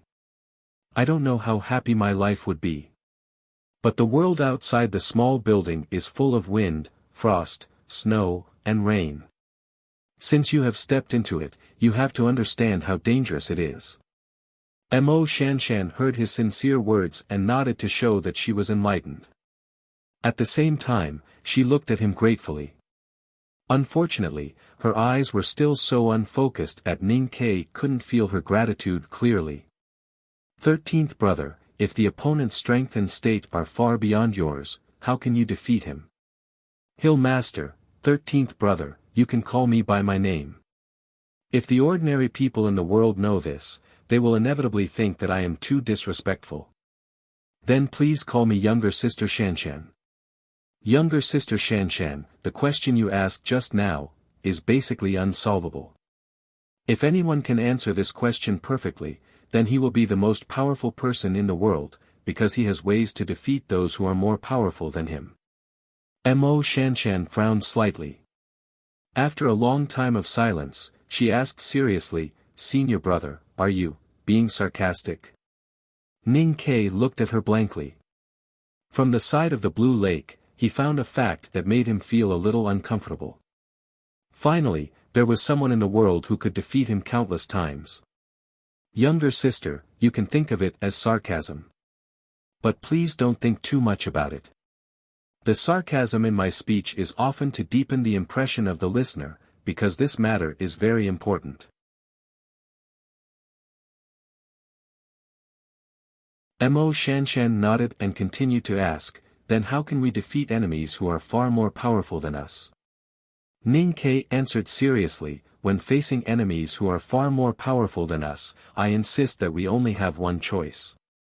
Mo Shanshan raised her small face slightly and asked with expectation, "What choice?"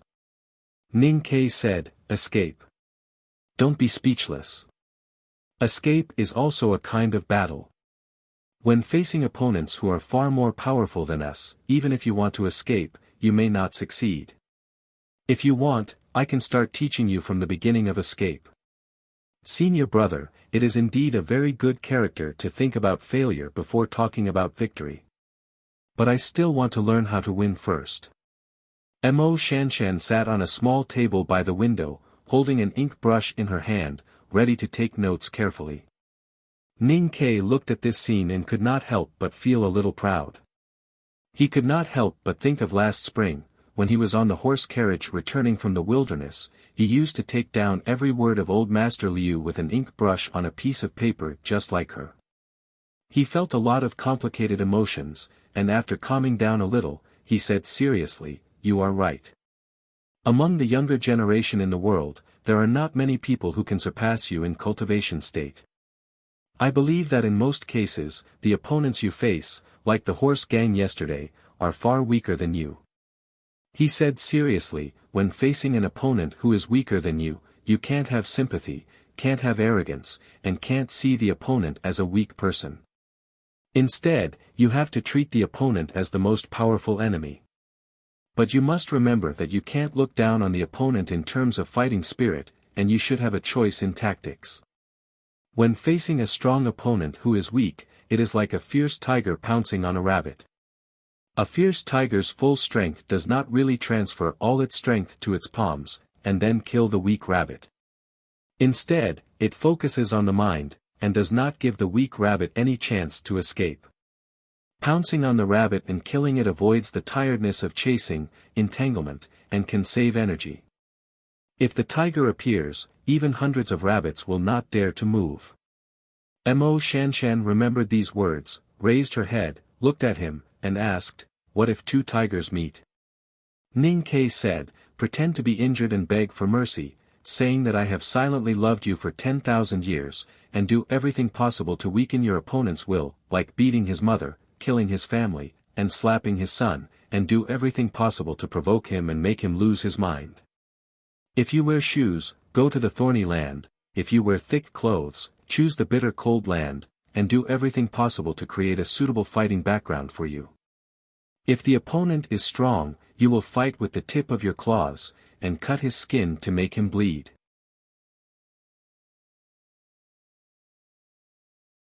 If the opponent's claws are strong, you will wait quietly, and let him injure you slightly. Then you will find an opportunity to enter a desperate situation, and do everything possible to hide your weakness and take the lead." Mo Shanshan listened to him talking about all kinds of situations, and her eyes became more and more unfocused. She subconsciously muttered to herself, "It sounds very troublesome. Where can I find so many ways? If all the methods don't work, then you only need to remember the last one." Ning Ke looked at her and said seriously, "When two tigers meet, the brave one wins." Mo Shanshan opened her eyes and looked at him seriously. After a long time of silence, she completely understood the meaning of these words, and said softly with emotion, "Senior brother, you really know a lot of things." Ning Ke always felt that her focused eyes seemed to be focused on something else. Hearing this praise, he could not help but feel a little strange, and said, "Younger sister, you have countless admirers in the world, and I can't stand being praised by you so often." Mo Shanshan frowned and asked confusedly, "Senior brother, why do you know so many things?" Ning Ke adjusted his sitting posture and said with a smile, "The master of the academy once taught us that true knowledge comes from practice. Younger sister, if you had been fighting since you were a child like me, then you would naturally know so many things." Mo Shanshan's expression became more and more dull. "Senior brother, you have fought so many battles. Were you very naughty when you were a child?" Ning Ke's body was slightly stiff, and he felt that it was really hard to talk to this white lotus of black ink garden. Mo Shanshan asked, "Senior brother?" Ning Ke waved his hand tiredly and said, "Younger sister, I also have a question to ask you." Mo Shanshan asked, "What is it?" Ning Ke looked at her eyes and asked, "Why do you never look me in the eye?" Mo Shanshan looked at him and asked confusedly, "When did I?" Ning Ke felt that she was looking at the wilderness outside the window, and sighed, "Any time and anywhere, such as now." Mo Shanshan suddenly thought of something, and her expression became slightly stiff.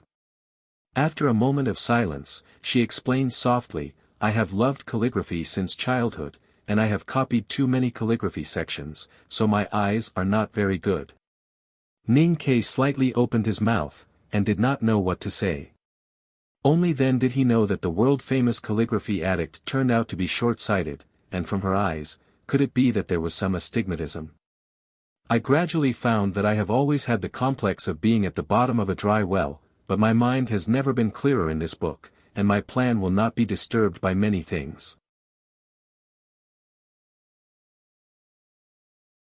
It is said that the story and characters written by the writer will sometimes become more powerful than the writer, but it will not happen at night, because I clearly know where the powerful thing is. I love it. There is still one more chapter. To be continued. If you like this work, please come to Chidian.com to vote for it. Your support is my biggest motivation. You're tuning into the Han Lee's Wuxia Adventures YouTube channel. We're so grateful for your support, and don't forget to subscribe to join us on this incredible journey through captivating stories. Your generosity through donations truly makes a world of difference, as it's the primary source of revenue that allows me to expand and enhance this channel for you. Thank you from the bottom of my heart for being a part of this adventure.